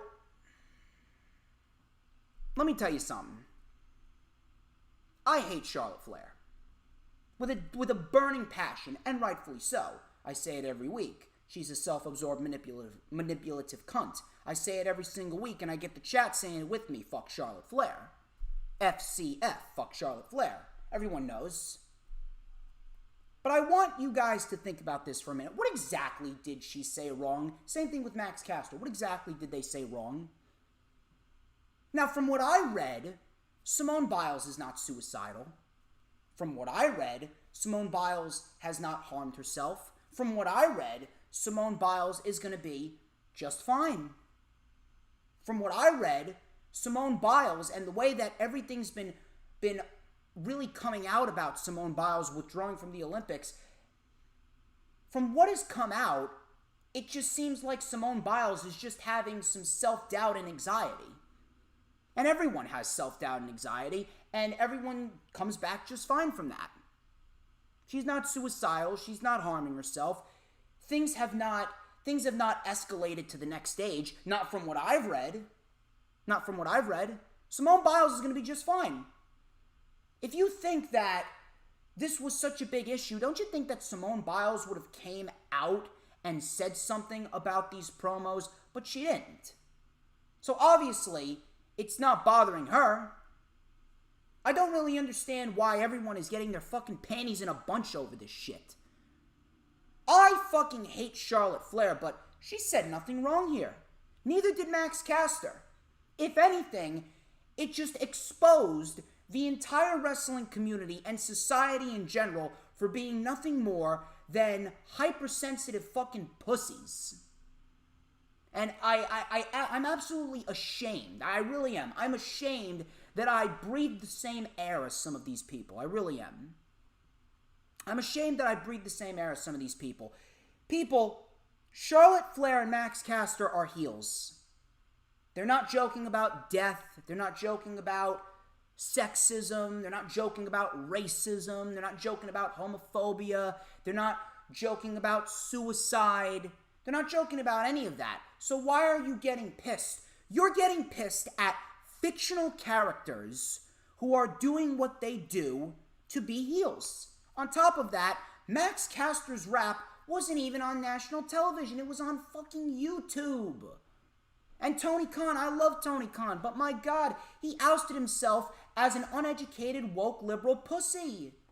Come on, TK. You're better than that, man. I don't give a shit what anyone says. Everyone just exposed themselves for being hypersensitive pussies. Everyone is so thin-skinned. None of you would have ever survived back in the Attitude Era. None of you would have ever survived in the Attitude Era. If you don't like it, you don't like it. But trying to say that it's unacceptable, no. It's not unacceptable. You're just a hypersensitive pussy. If Simone Biles was suicidal or she was harming herself or shit had escalated, then maybe shit would have been off limits. But she's not. She's just going through self-doubt and anxiety. I suffer with mental health issues. You understand some of the shit that I get? You understand some of the shit that I have been subjected to in terms of DJ Storms? You understand some of the shit that I've been subjected to with people and trolls trying to disrespect me all because they don't like what I present here on YouTube? I suffer with mental health issues, and look at me. I'm not a hypersensitive pussy. Because I don't take anything that happens on these fucking shows seriously. I don't take them to heart. I'm not a woke, uneducated liberal like the majority of society. You get up in arms when Michael Myers murders someone in Halloween? You get all up in arms when you see someone being bullied in a movie? You get all up in arms because of a suicide on 13 Reasons Why? No, it's all fake. It's all fake. It's all scripted.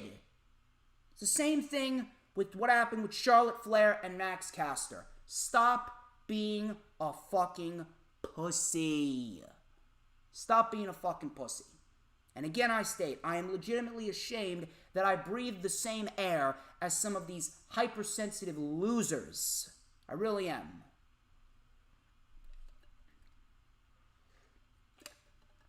My final report. We had a lot of news and rumors to dissect. My final report, and then we are going to get into the weekly show reviews. Sean Ross Sapp recently reported that Ruby Riot, a.k.a. Ruby Soho, could very well be headed to AEW. And I am actually ecstatic for this move. Ruby Riot was absolutely one of the most underutilized, if not the most underutilized superstar in the women's division's modern era. I don't think I've ever seen someone who has just been suppressed and held down and just pushed to the side, left in catering, and she was never the same. I'm legitimately disgusted at Ruby Riot's booking in the WWE. Now that she's potentially signed with AEW, we could potentially see her as the Joker card for the Casino Battle Royal for the women at All Out. This is a great opportunity for her, and I am thrilled to see what she does. And if I am Tony Khan, I'm positioning Ruby Soho to be the top babyface for AEW in the new year. In 2022, I'm positioning Ruby Soho as the next top-tier babyface to take that title off of potentially Jade Cargill when Jade Cargill's ready and Jade Cargill gets her hands on that women's championship.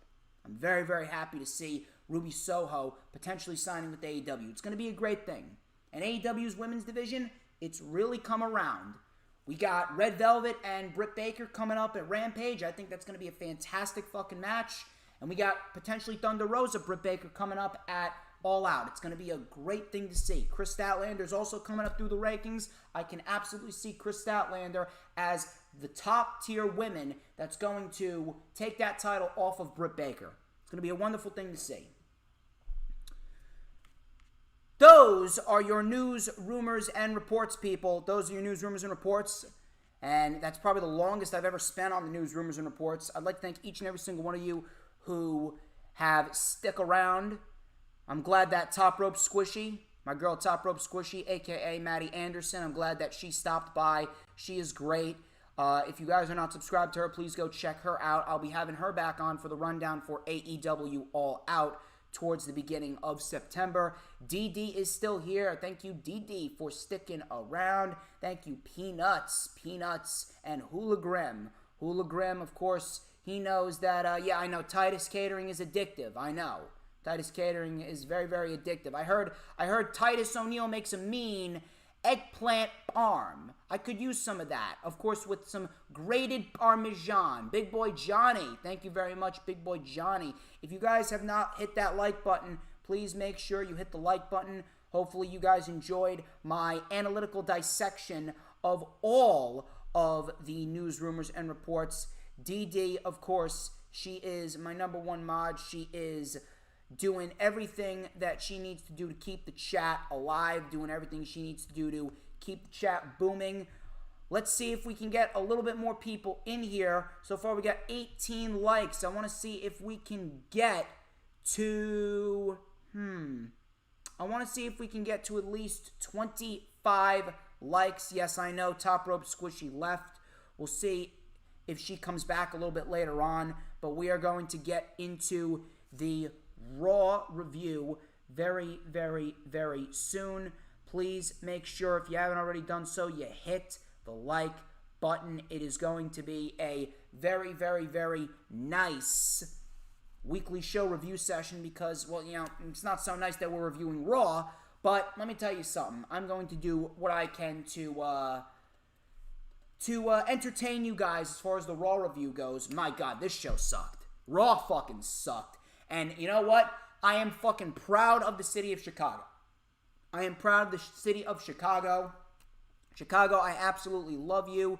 Chicago is a great wrestling city. I don't like the mayor of Chicago. I hate Democrats. I hate the mayor of Chicago. She's a fucking idiot. But let me tell you something. When it comes to wrestling crowds, I love me some Chicago. And I cannot wait to see CM Punk's debut come 2 weeks from today at AEW Rampage. Cannot wait to see that. But we're going to talk about Monday Night Raw. I'm going to check the chat after my Raw review. Monday Night Raw sucked. Absolutely sucked. This show was a complete fucking abomination of epic proportions. Show kicked off with Bobby Lashley. MVP welcomed everyone back to Raw. He goes, I know everyone is excited to see Goldberg. Yeah, one of the biggest lies ever told. Crowd booed, rightfully so. And by the way, there was a lot of fucking editing. Throughout this entire show. Really goes to show you that WWE just shits on the fans at any single chance that they could possibly get.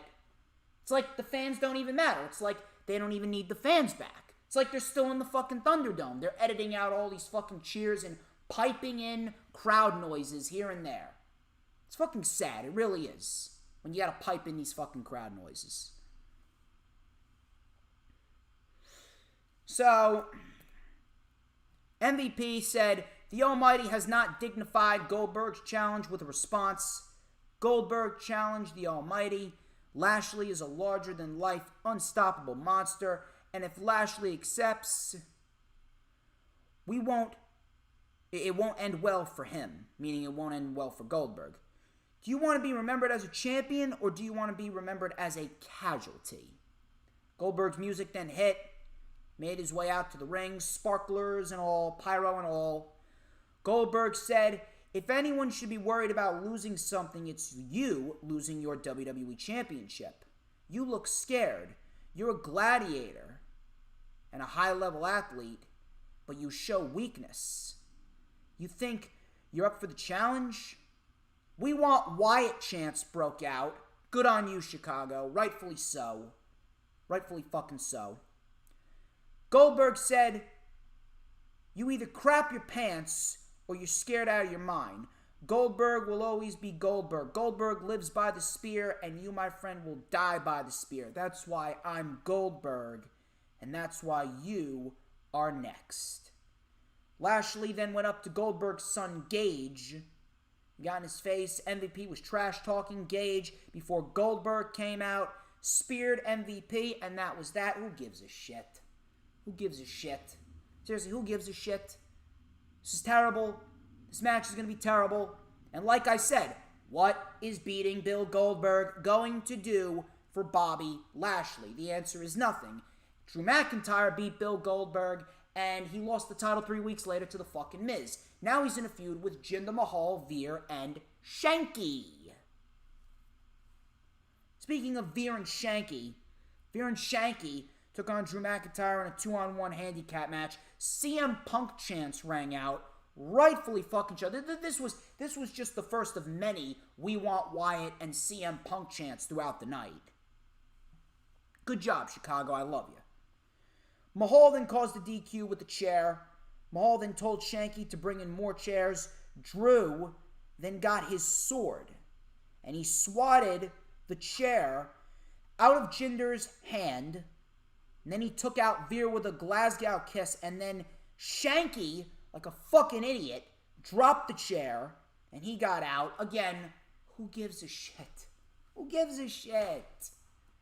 I mean, at least Drew McIntyre is not giving us history lessons about how he's related to fucking Genghis Khan and Pocahontas, but at the same point in time, a feud with Jinder Mahal is pretty much stating to you, you have no reason to care about this. There's absolutely no reason to care about a feud between Jiggle My Balls, Jinder Mahal, the Maharaja, and Drew McIntyre.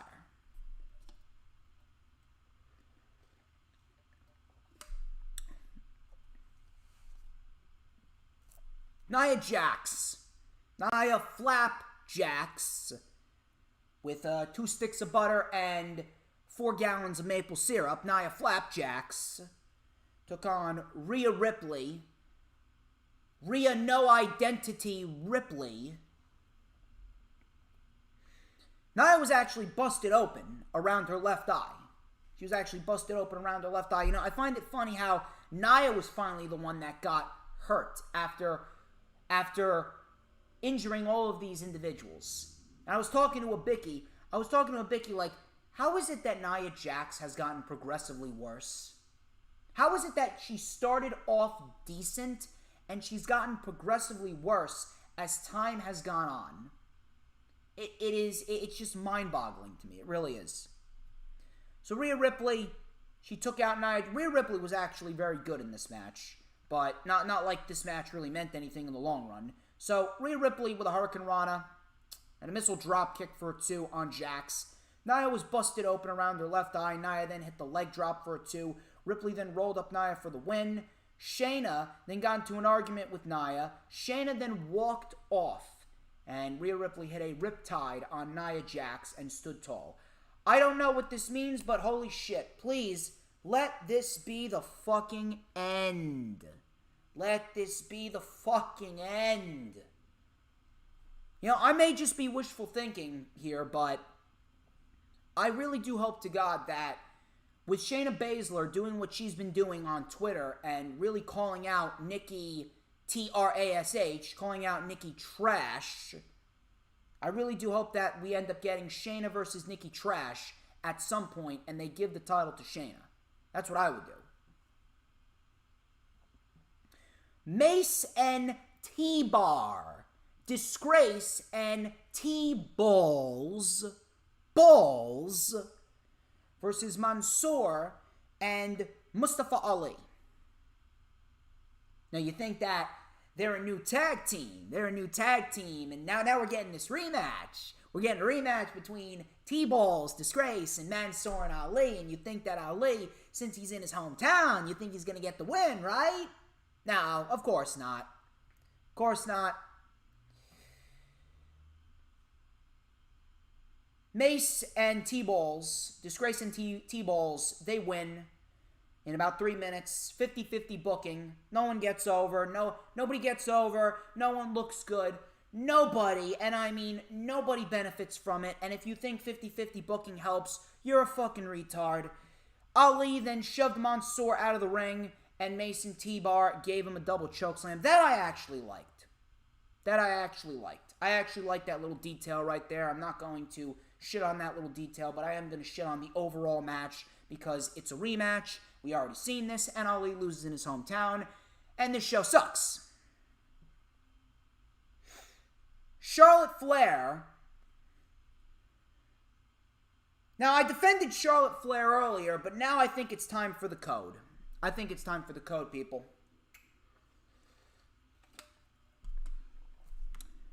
We got a fair amount of people in here. People, I'm going to need you all to do me a favor.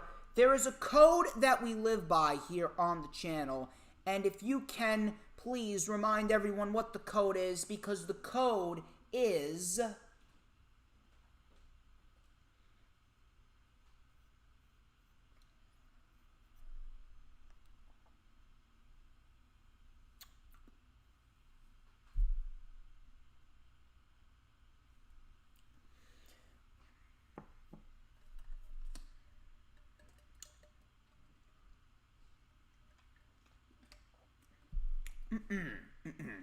testing.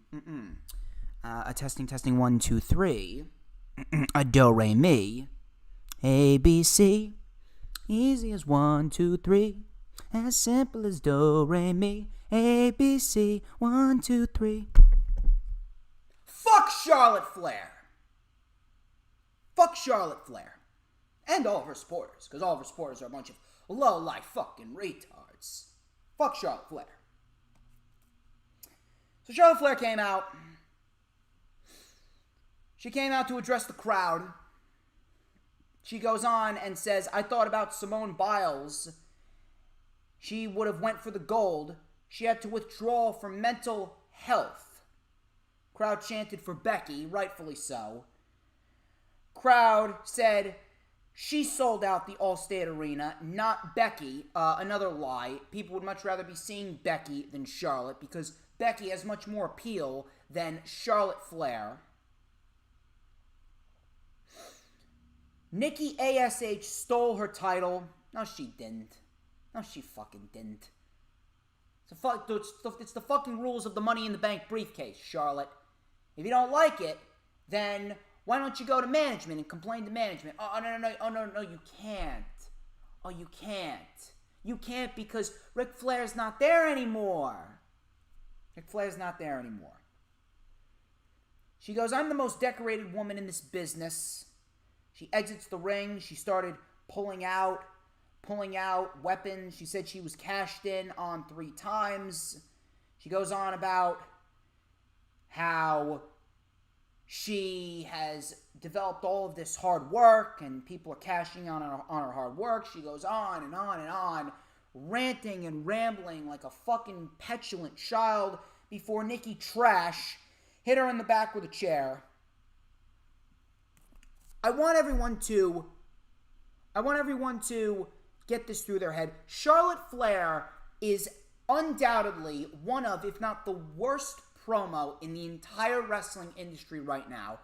Her delivery is the worst I have ever fucking heard.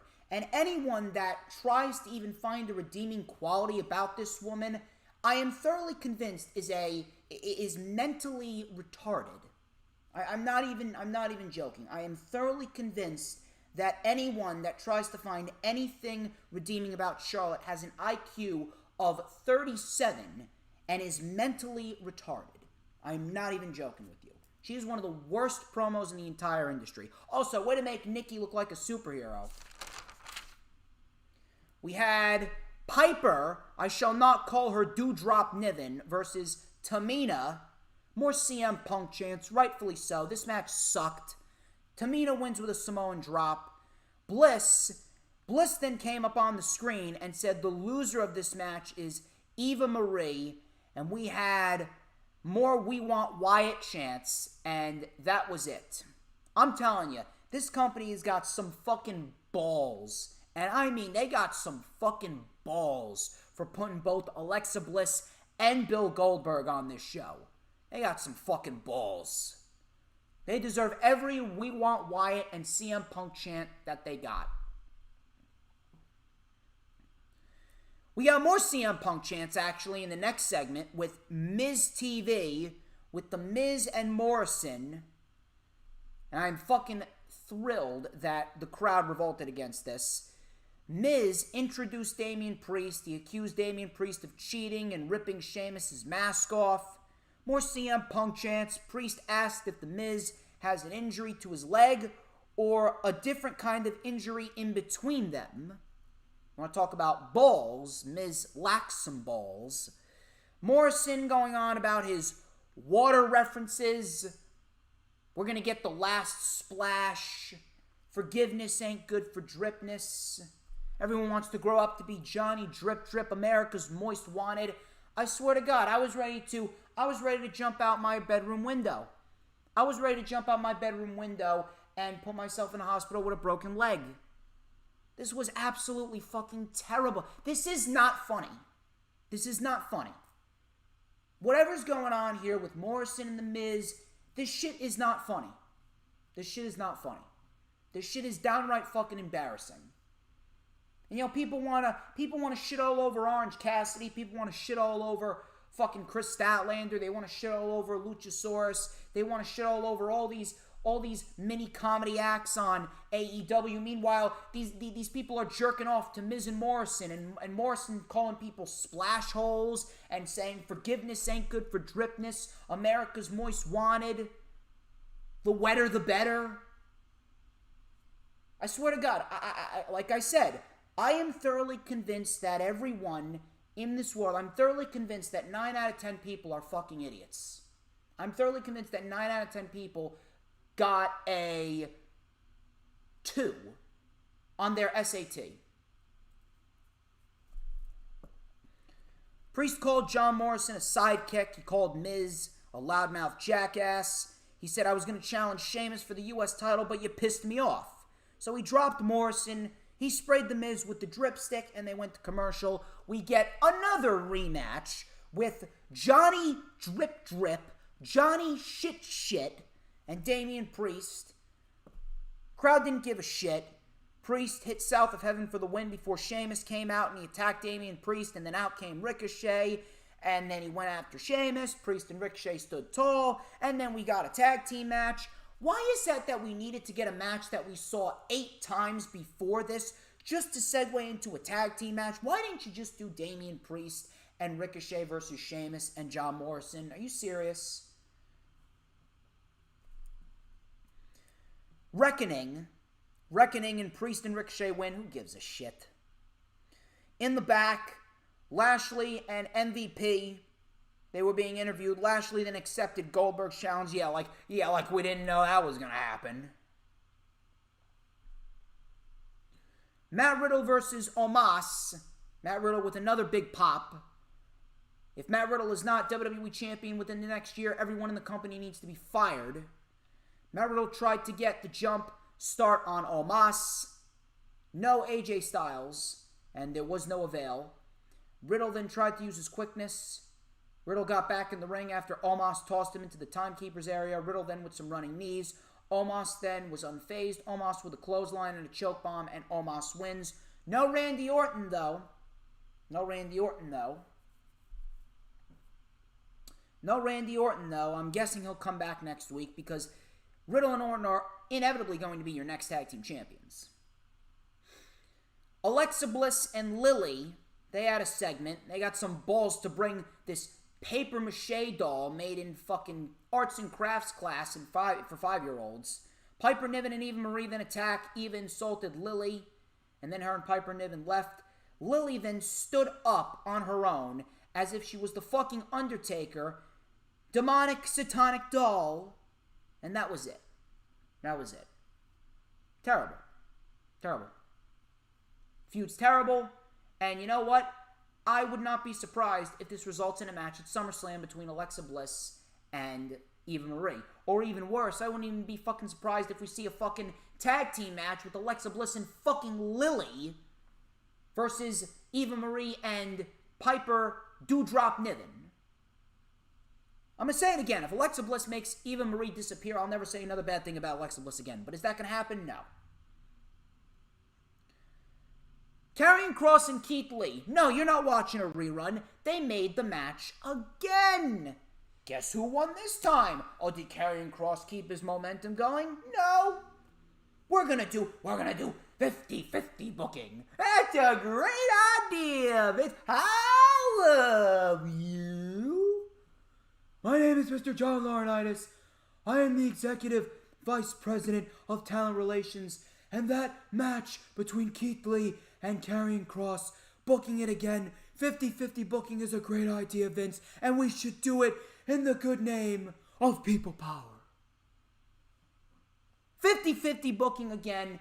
No one gets over. No one cares. It makes nobody look good.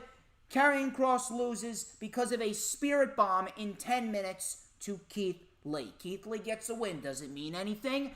Absolutely not, because Keith Lee is not going anywhere. I'm still waiting on whether or not Keith Lee's going to tell his story. We've been waiting on that for the last 2 weeks. Hopefully, and I mean hopefully, he actually tells this story, and I hope he ends up getting released, and he goes to Tony Khan.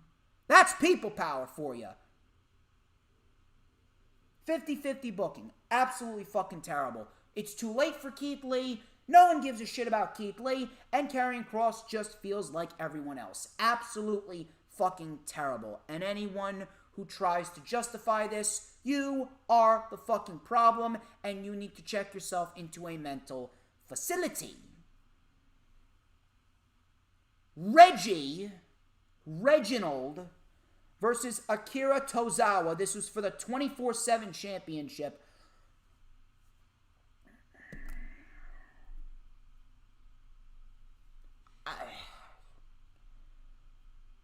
I don't even know. I don't even know what's more embarrassing. The fact that Akira Tozawa, he goes, wait, to Reginald, and he goes, ooh, ninja power! What are we watching? What are we fucking watching here? We're watching Akira Tozawa do a fucking Jackie Chan ninja power summoning as if he's fucking Alexa Bliss. Reginald fucking wins with a springboard back elbow and a flipping senton for the win. I don't know what's more embarrassing, Akira Tozawa doing ninja power, or the fact that there was this chick on Twitter. I believe her name is Denise Salkadoo. I'm probably pronouncing her last name wrong. I apologize.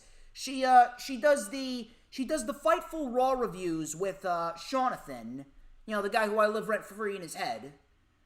She does the Fightful Raw reviews with Jonathan. Denise Salkadoo actually tweeted out something along the lines of, Reginald and his 24/7 title reign has been booked better than your NXT champion, Karrion Kross. I'm not sure if that's more embarrassing or Ninja Power was embarrassing. Fucking Reginald is being booked better in his 24/7 title reign than fucking Karrion Kross. If that does not tell you how fucked up this company is, I don't know what to tell you. Nikki Trash. Oh, we love trash. Anything that has to do with Nikki. Anything dirty or rotten or yucky. Nikki Trash Can with feet, versus Charlotte Flair. This was a no-holds-barred match. Another rematch. Great. Nikki Trash was booed when she came out. Beautiful to hear. It is a wonderful thing to see Nikki Trash booed. Beautiful thing to hear. Absolutely beautiful thing to hear, because the gimmick fucking sucks, and anyone that supports it, you're a fucking retard. Charlotte brought out a table. Nikki Trash tried to take advantage before Charlotte Flair regained control. No selling as per usual. Charlotte no selling as per usual. Nikki Trash got speared through the barricade. Coming back from commercial, Charlotte went for I think she went for the figure 4, and Nikki Trash reversed it. Nikki Trash then with a tornado DDT on the floor. CM Punk chant started again. I love it. I absolutely love it. Charlotte then with a powerbomb to Nikki Trash through the announce table. She put Nikki back into the ring, 1 foot over her chest. Nikki Trash kicked out. Flair missed the spear, sent herself through the table. Flair then kicked out. Flair kicked out, and then Nikki Cross hit a twisting neck breaker off of the ropes, and Nikki Trash pins Charlotte Flair 1, 2, 3 clean. Crowd wasn't even chanting. They edited in a lot of cheers. 50-50 booking again. Nobody gets over. But the one thing that I find funny here is Nikki Trash ended up winning. I'm not sure. And here's the thing. It's not that she won. I expected her to win, but it's how she won. She won clean. Rhea Ripley was in the back watching this match. I thought to myself that Rhea Ripley was actually going to get involved. I actually thought that Rhea Ripley was actually going to cause an interference which allowed Nikki Trash to win. But Nikki Trash won clean. Now, I'm not sure if this means anything, but I would be lying to you if I was to tell you that this didn't have anything to do with Ric Flair. What's going to be very interesting is seeing how Charlotte is treated now that Andrade's not there and Ric Flair is not there. So how much pull, how much power does Charlotte Flair really have? It's going to be very interesting. If Charlotte Flair is not the champion by September, if Charlotte is not the champion by the end of September, you know it absolutely has something to do with Ric Flair. Because Charlotte, she hasn't been pinned clean in about 2-3 years. And you honestly think that under normal circumstances that someone like Nikki Trash would pin her clean in the middle of the ring on a random episode of Monday Night Raw on national-wide television? No. So you know for a fact this has something to do with Ric Flair. If Charlotte is not champion by September, the theory's been confirmed. This show sucked. WWE should be ashamed that they put this show on in Chicago, and I cannot wait to have CM Punk debut in the United Center on August 20th, and I cannot wait to see those ratings go up to a 1.5 for AEW Dynamite. It's going to be a beautiful fucking thing to see. It's going to be a beautiful thing to see. Show sucked. Show absolutely sucked. Let us check the chat. Rob Wells Jr., thank you for sticking by. Of course, Danielle changed her name to Dee Dee. Thank you very much. I'm glad that you are now called Dee Dee. Now no one is going to be confused. Hansan the Man. How you doing, Hansan the Man? Glad that you decided to stop by. Please make sure you hit that thumbs up. Hit that thumbs up, baby. Of course, we got plenty more to talk about. We got 3 more weekly shows to dissect. And then we are going to get on out of here. We are approaching 2 hours. I greatly appreciate everyone that has stuck by me for the last 2 hours. People, if you guys can, please make sure you share out the stream even more, because I want to get to at least 30 likes. I mean, I'll be content with 25, but I would really like to get to 30 likes. I want to get some more likes on the table. Please make sure that you give me all the you make sure you give me all those likes, please. We're going to talk about NXT.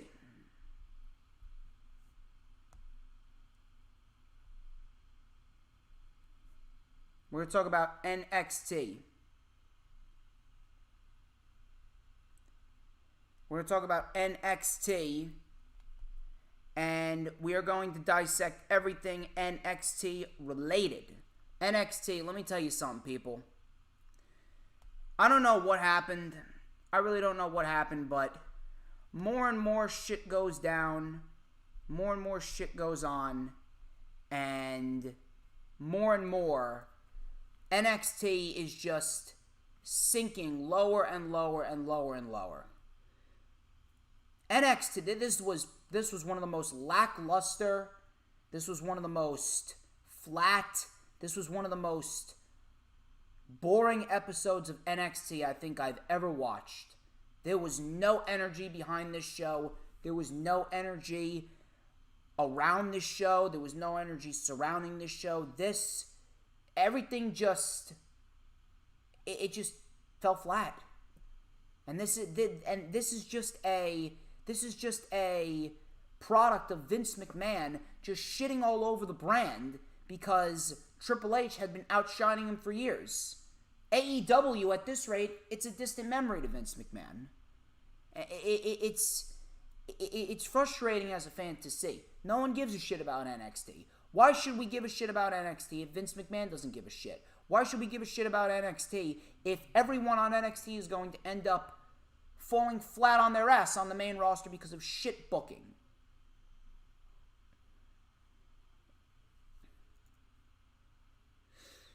NXT.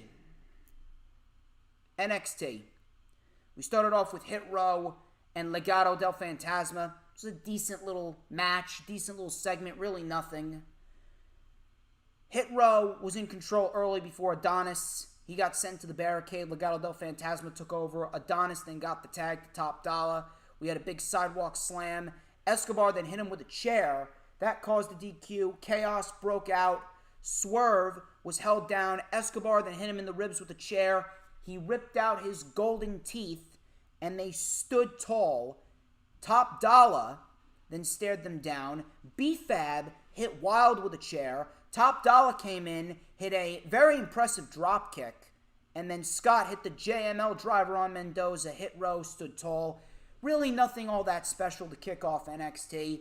This was mainly just another setup because we are headed towards Swerve and Escobar for the North American Championship, more likely than not at TakeOver 36. Ridge Holland then took on Ike Manjiro. Holland absolutely dragged his lifeless body around, threw him into the barricade, exploded suplexes. Holland won with Northern Grit for the win. Dunn then cut a promo saying, "We are the three most dangerous men in NXT. Try and prove me wrong. I dare you." Apparently Pete Dunne's contract is up as well. I actually heard that yesterday. Now, is it true? I don't know. How true is it? I'm not sure. But I'm going to be quite honest with you. I actually see Pete Dunne resigning. And I actually see Pete Dunne as possibly the guy to take the NXT title from Samoa Joe after Samoa Joe beats Karrion Kross. Now, that's just me. You can tell me what you think about that. Bobby Fish and Roderick Strong. Fish was in control early. Stiff kicks. Strong came back with a kick off the apron. They started slugging it out. Strong then took over. Fish then came back with some stiff strikes. Sliding lariat for a 2. Strong then with a running forearm and the Cloud 9. Swift spinning heel kick by Bobby Fish. Strong then with a jumping knee and the end of Heartache for the 1-2-3. Decent match. Probably the best wrestling match of the night. And I can appreciate the fact that Roderick Strong won clean. I actually appreciate that. I appreciate the fact that Strong won clean. And this is, of course, leading to Kushida versus Roderick Strong for the Cruiserweight Championship, in which Roderick Strong is going to win the Cruiserweight Championship. The Grizzled Young Veterans versus LA Knight and Cameron Grimes. Cameron Grimes, he was actually forced to wrestle in his Butler suit. Grimes actually wrestled fairly decently with the Butler suit. LA Knight ended up walking away. Grimes had to wrestle it alone. Grimes was actually taking on both men alone. So crowd was actually going pretty nuts for Grimes. We had a PK to Gibson, a double Hurricane Rana. Grimes with a beautiful Spanish fly in the Butler suit for a 2 on James Drake. He then took off his shirt, but the Grizzled Young Veterans ended up hitting Ticket to Mayhem for the win. GYV win, as they should. Afterwards, Ted DiBiase then came out to comfort Grimes. DiBiase told Grimes that he's got to figure out a way to get out of this situation, and he helped Grimes to the back. Short, sweet, simple, and effective, and Cameron Grimes and LA Knight's going to be confirmed for TakeOver, where Cameron Grimes is going to get his big win. Dakota Kai actually had a nice promo package. See, she says, "Without me, Raquel Gonzalez would still be nothing. You became a star in your own right. I let Raquel get those victories. Everyone knew who the leader was. But Aew picked Raquel. I put her in the spotlight. With my help, she beat Aew. That should have been me. She didn't care about me. I was known as Raquel's sidekick, but I am no one's sidekick. You didn't even see it coming. I brought you into this world. Now I take you out when I become NXT Women's Champion." Very nice promo. Very nice promo by Miss Dakota Kai. Very much looking forward to seeing that match at TakeOver, and Dakota Kai will be your next Women's Champion. Trey Baxter versus Joe Gacy. This was the NXT Breakout Tournament first round matchup in the tournament. Gacy was in control before Baxter came back with a missile dropkick, 2 suicide dives, and a Fosby flop. Twisting splash for a 2 by Trey Baxter. Gacy then with a cannonball. Baxter then with a beautiful 450 stomp. And Baxter ended up winning. Baxter won. Very, very happy to see that Trey Baxter got the win. And I can absolutely see Trey Baxter having a breakout performance. But I do see Odyssey Jones being the one to make it into the final round. And I can see Duke Hudson getting that win. This was the best. This next thing was the best thing of the night. Karrion Kross came out in a t-shirt.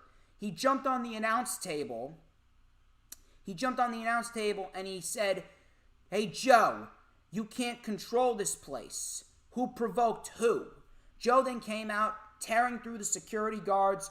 Kross then got out of dodge. Joe was just ripping apart the security guards. And he locked a security guard in the coquina clutch, stared right into the camera, and said, "Kross, I'm coming for you." That was a very, very, very, very nice segment there. That 2-minute segment was the best thing on NXT. Afterwards, we got an excellent promo package for Dragunov and Walter Prime Target, and I absolutely see Dragunov winning that championship. They got to pull the trigger on Ilya Dragunov. If it's not Dragunov, Walter's never losing that title. Got to pull the trigger on Dragunov. Next week, we got Cole and O'Reilly face-to-face, overseen by William Regal. I'm assuming that that's going to lead to the third and final match. Raquel Gonzalez will break her silence next week. Ilya Dragunov will be live next week. And we also got Sarray versus Ember Moon next week. Johnny Gargano versus Dexter Loomis. Love her or lose her match. This was a very good match. Although this really just seemed like nothing at the end of it all. Gargano then took over with a suplex on the floor before Indy Hartwell came out to watch. Gargano was in control. Loomis came back with a spine buster. Loomis with a clothesline bulldog combo. Loomis is a very good pro wrestler. We had a suicide dive by Johnny. Loomis then with a slingshot Falcon Arrow for a 2. Super kick by Johnny for a 2. Super kick by Johnny, then a super kick by Loomis. Loomis then missed the springboard elbow. Gargano locked in the Gargano escape before Loomis got to the bottom rope. He actually brushed Indy's face. Loomis went to check on Indy. Gargano then with a suicide tornado DDT. One final beat, and Gargano wins. Gargano wins the match. Very good match. Afterwards, Indy Hartwell jumped on Loomis before making out with him. So Index is a thing. Now, I'm not sure what this means, but here's what I can see happening. Pete Dunn has got Ridge Holland and Oney Lorcan. I can absolutely see Timothy Thatcher turning on Tommaso Ciampa, joining Pete Dunne, Oney Lorcan, and Ridge Holland, and then we could possibly see Tommaso Ciampa go to Johnny Gargano and recruit Gargano, Theory, and Loomis, and we could get an 8-man tag team match. I'm not sure.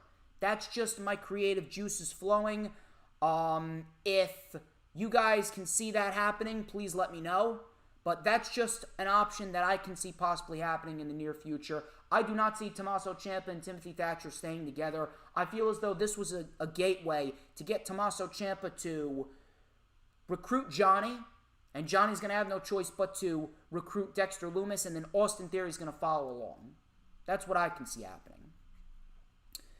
Very, very lackluster episode of NXT. I'm not sure what the fuck happened, but very, very lackluster edition of NXT. I don't know what they need to do, but my God, there's just no energy behind it. As soon as TakeOver's over, I don't know what's going to happen with NXT. To be quite honest with you, I'm not even sure if I'm still going to cover NXT anymore. It is very, very, very, very hard for me to invest when all this shit keeps happening. When WWE, it's just a dying fucking breed. It's a dying company. No one gives a shit. I don't know what to tell you. But that was NXT. We got 2 more shows to review.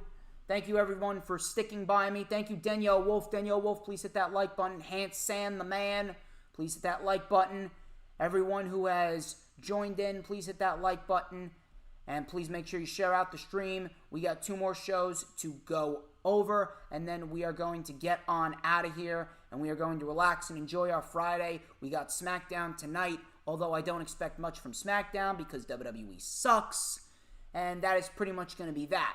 But please make sure you hit that like button, you share out the stream, get as many people in here as possible. So,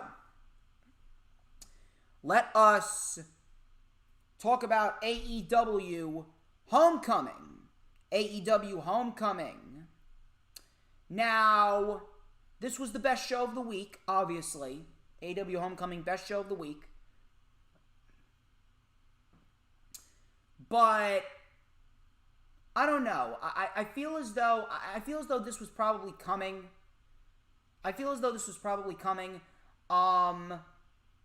This was a solid show, pretty solid show, but compared to the last 4 shows were fucking bangers.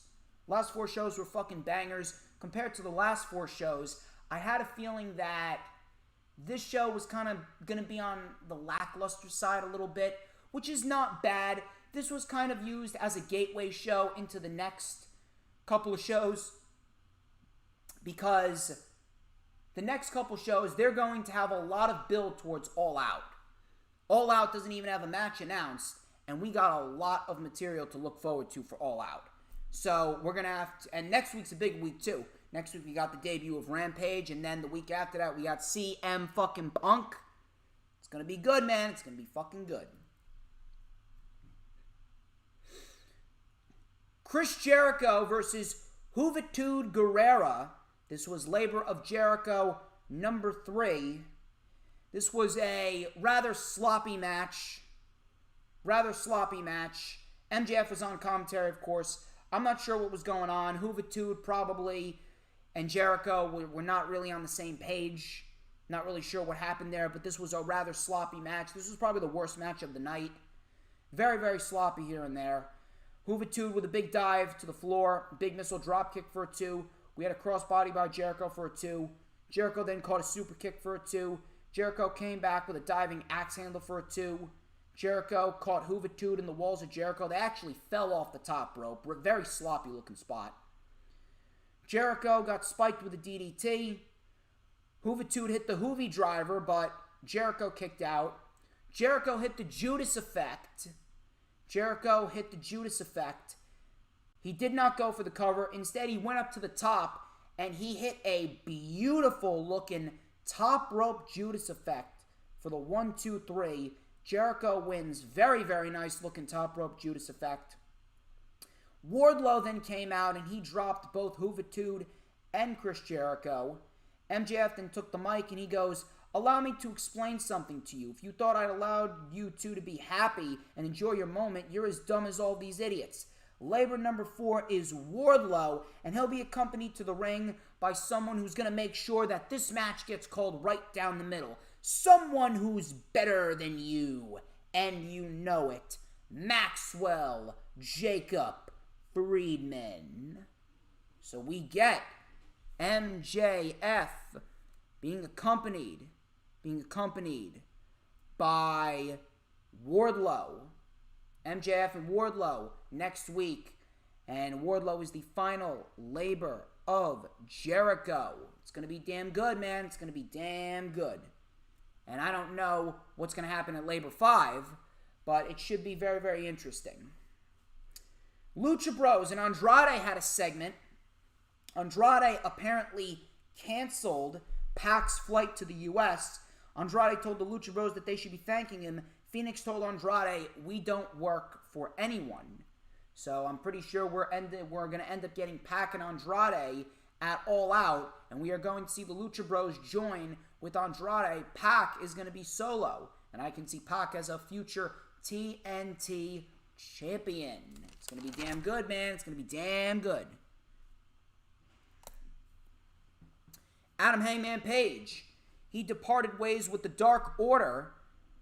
I'm very, very interested to see how AEW tells this story with Page and the Dark Order. I'm assuming that this is probably going to be a segue to get the Dark Order to have Bray Wyatt or Wyndham Rotunda or whoever's going to be, whatever's going to be his name as their new leader. Now, that's just me. We had 2.0, a.k.a. Everrise, and I'm very, very happy that they landed on their feet. Matt Lee and Jeff Parker and Daniel Garcia, they took on Jon Moxley, Eddie Kingston, and Darby Allin. Now, I don't see 2.0 being a permanent stay in AEW, but I am very, very happy that Tony Khan decided to give these guys an opportunity. And it goes to show you how gracious Tony Khan really is. I already got all my rants out, Dee. Trust me on that. But anyway, this was a very, very fun 6-man tag. Kingston was isolated by 2.0 and Garcia. He came back with a double clothesline to Parker. Kingston then made the tag to Moxley. He took out 2.0. Big lariat to Matt Lee. Garcia caught the paradigm shift. Tagged to Darby Allin, and he got the coffin drop. And that is, of course, the deciding factor with Darby Allin. Darby Allin gets the coffin drop, and he gets the win because Darby Allin is going into a match at All Out with CM Punk. Gonna be damn good. I'll tell you what else was damn good. Christian Cage versus The Blade. This was actually a very good overall wrestling match. Probably the best wrestling match of the night was Christian Cage and The Blade. The Blade can work. You got to give The Blade credit. So Cage was in control before legit Layla Hirsch. And the Bunny, they had a little brawl on the outside, so Layla Hirsch took out the Bunny. Blade then dropped Christian over the top rope. He took over before Christian leaped off the post to the floor onto the Blade. Christian came back with a punch after punch after punch after punch in the corner. Nice sunset flip powerbomb for a 2. Diving uppercut from the middle rope. The Blade with a nice scoop power slam for a 2. Love that scoop power slam. Blade then went for the brass knuckles. Brass knuckles. But Christian Cage saw him. Christian Cage then hit the spear for the 1, 2, 3. Christian Cage remains undefeated. And it looks like we could be seeing Christian Cage and Kenny Omega in the main event of All Out for the AEW World Championship, which I would not have a single problem with. Tony Schiavone. Tony Schiavone introduced Britt Baker. Red Velvet actually interrupted, and she goes, you know, Britt, red is not your color. I'm here because I want a little piece of DMD. Britt reminded Red Velvet that she beat her in 3 minutes. Velvet goes, I'm 22-4 with 7 straight wins, and I didn't have to cheat to win them. Baker then said, you got your title match on a big stage at the AEW Rampage debut in my hometown of Pittsburgh next Friday. Velvet then took out Rebel, but Britt Baker took out Red Velvet with a curb stomp. This was an excellent segment right here. Excellent segment by Britt Baker and Red Velvet. Very happy to see that Red Velvet's getting an opportunity. And that match at Rampage, I'm very much looking forward to it. Britt Baker off to a very nice start with her Women's World Championship title reign. Adam Page. Adam Page was in the ring with Tony Schiavone before the Bucks and the Good Brothers came out. Page said, there's something I needed to clear up with you guys for a while. Omega then came to the ring and he said, I see what you're trying to do. Trying to find self-worth. Trying to take my title. It seems to me like share a lot in common with these people. You're a tryhard and maybe we'll forgive your sins. But the Elite, what the Elite was and what the Elite are today, you don't fit the bill. The Elite don't have failures in the group. So Adam Page then struck Omega in the face. The Elite then attacked Hangman Adam Page. We had a Magic Killer connecting. Dark Order ended up coming out, but Uno and Grayson held them back. We had a BTE trigger over and over and over again before the Elite Hunter came out to attack them. He got taken out fairly easily.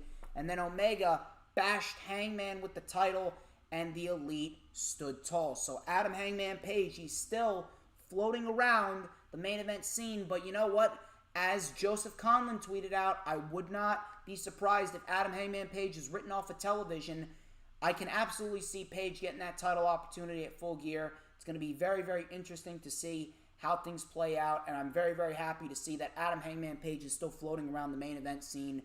Looks like we're getting Christian Cage and Kenny Omega at All Out, and then we're going to see Kenny Omega drop that title to Page afterwards.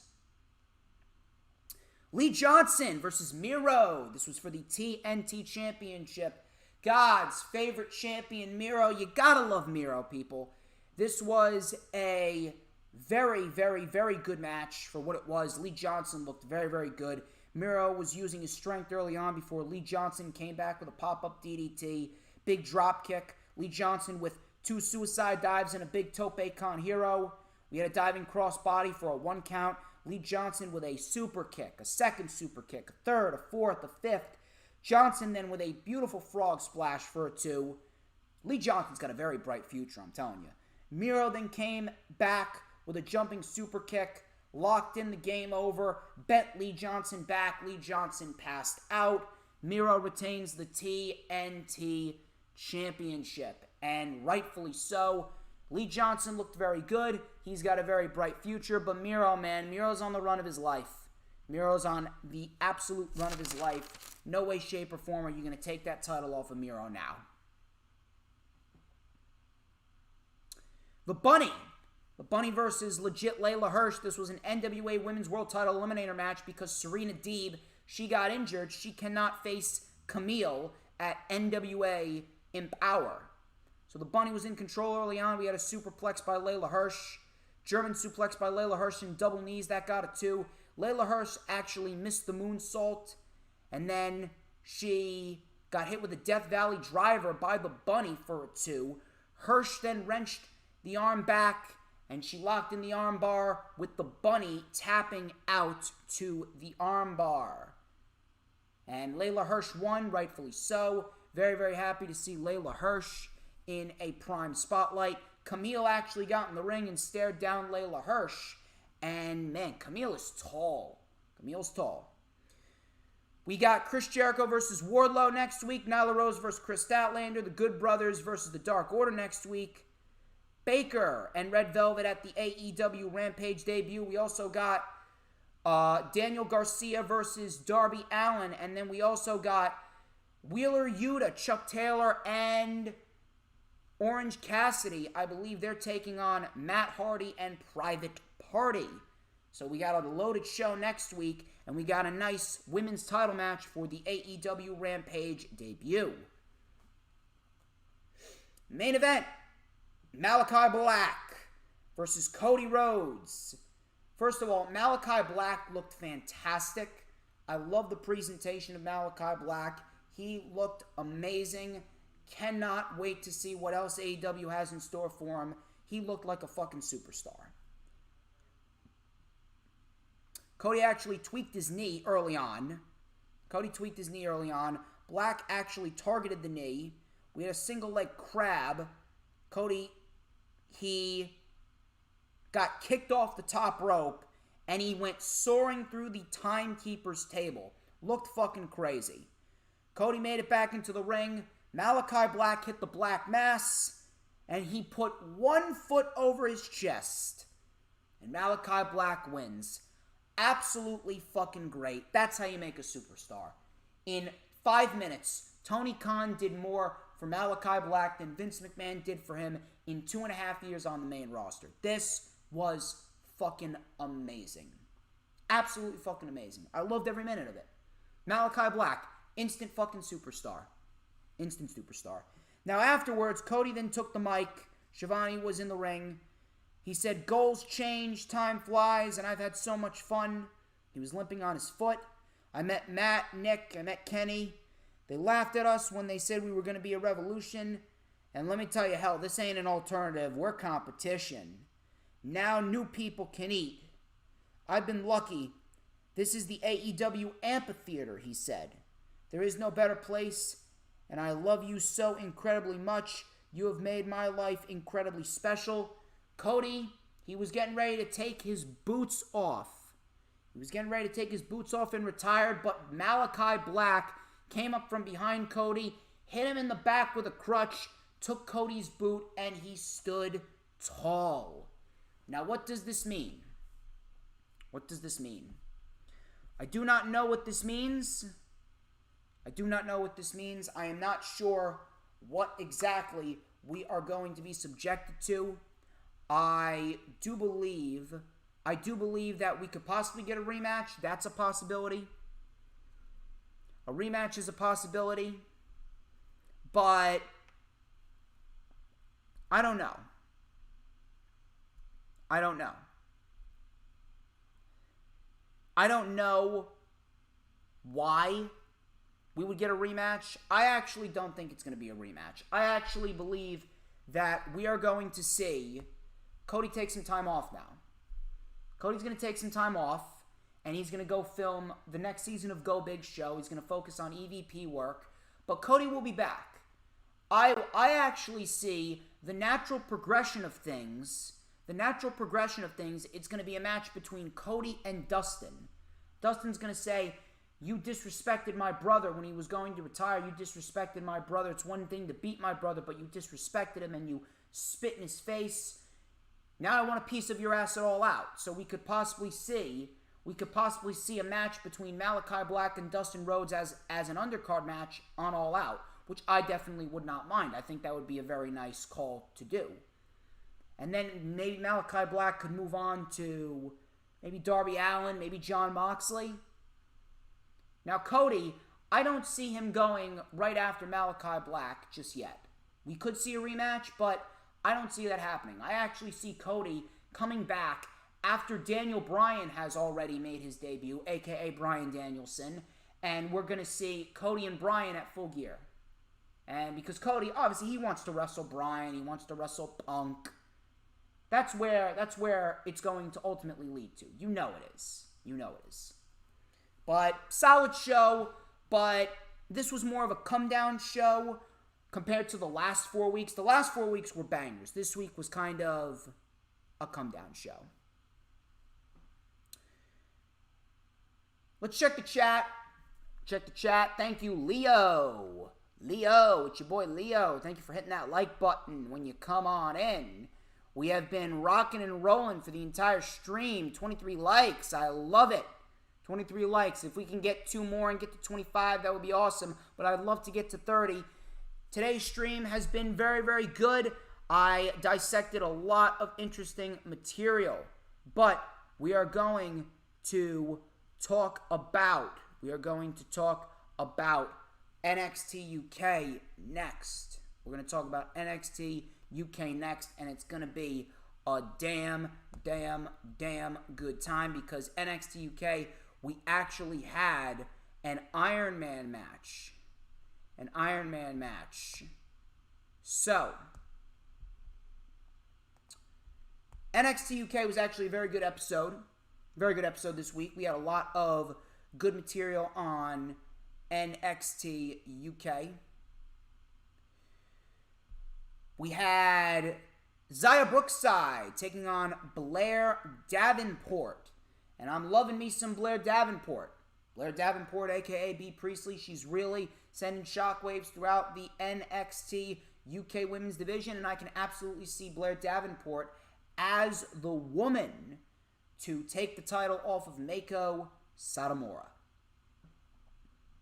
So Brookside came back after being on the defense. She came back with some flying forearms, some double knees, and a running neck breaker for 2.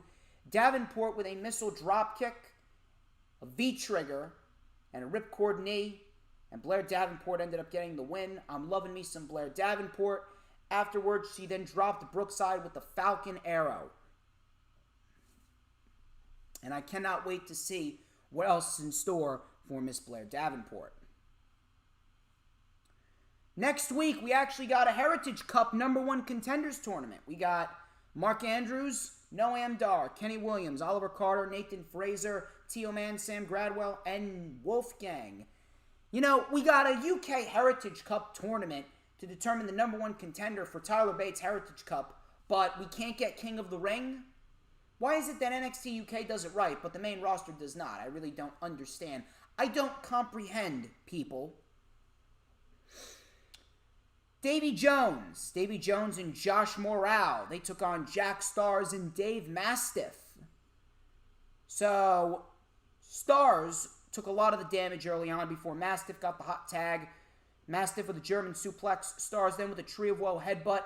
He tagged in Mastiff. Mastiff hit into the void. Cover 1, 2, 3. Mastiff and Stars win. I actually like this pairing. Very much. Reminds me a lot of the Drake Maverick, Killian Dane dynamic, but a lot more serious. And if anything, I absolutely see these guys as potentially a tag team that could potentially hold the NXT UK tag team titles. We actually got Mustache Mountain. Mustache Mountain and Pretty Deadly are going to be fighting for the NXT UK tag team titles in 2 weeks. If Pretty Deadly end up beating Mustache Mountain, then I do believe that the next in line is going to be Jack Stars and Dave Mastiff, and they're going to be like an underdog type tag team, because I really don't see anybody else in line to take those titles off of Pretty Deadly. It's either Mustache Mountain or it's Jack Stars and Dave Mastiff. And, you know, if anything, I would probably go with Mustache Mountain because I feel as though that would be the better story, and that would get more eyes on the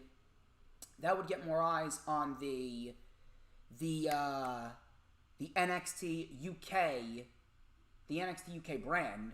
See Mustache Mountain as the tag team champions. You know, at one point they're going to be tag team champions. It's all a matter of when.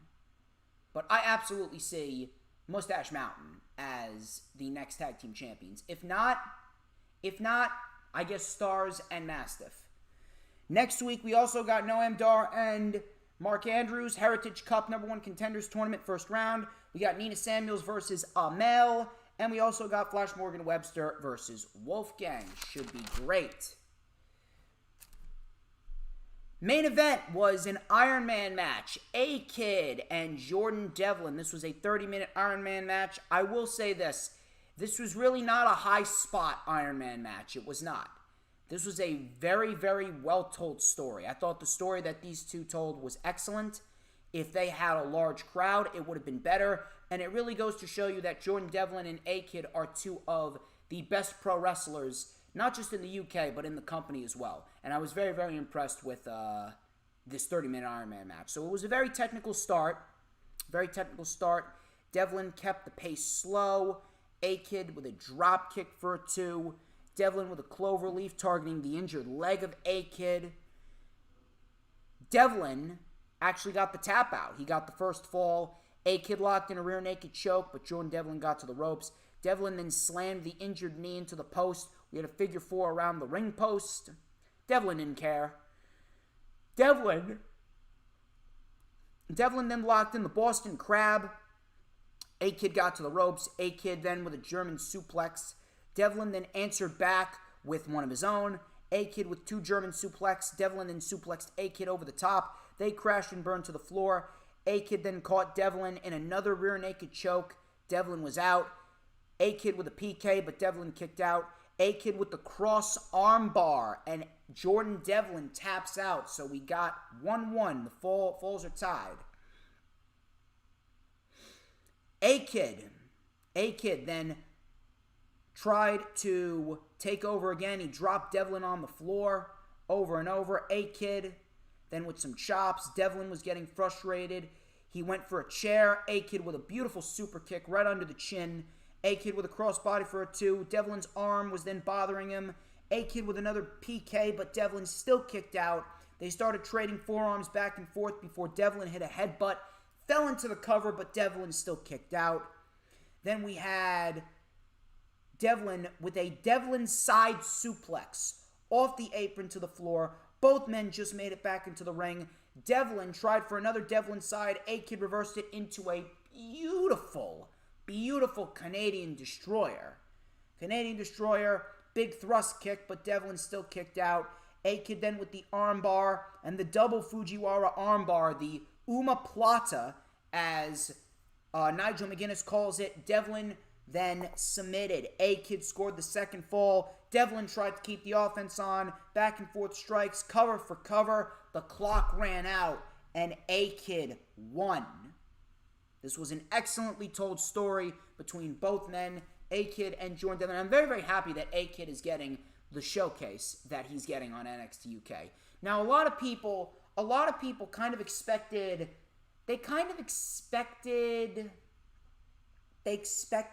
Jordan Devlin to win. I didn't expect Jordan Devlin to win.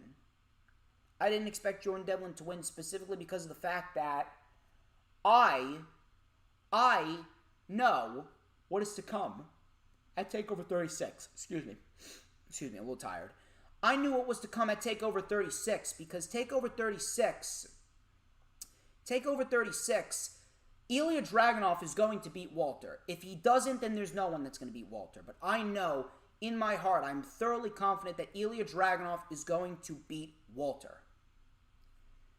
Dragunov is going to need some challengers.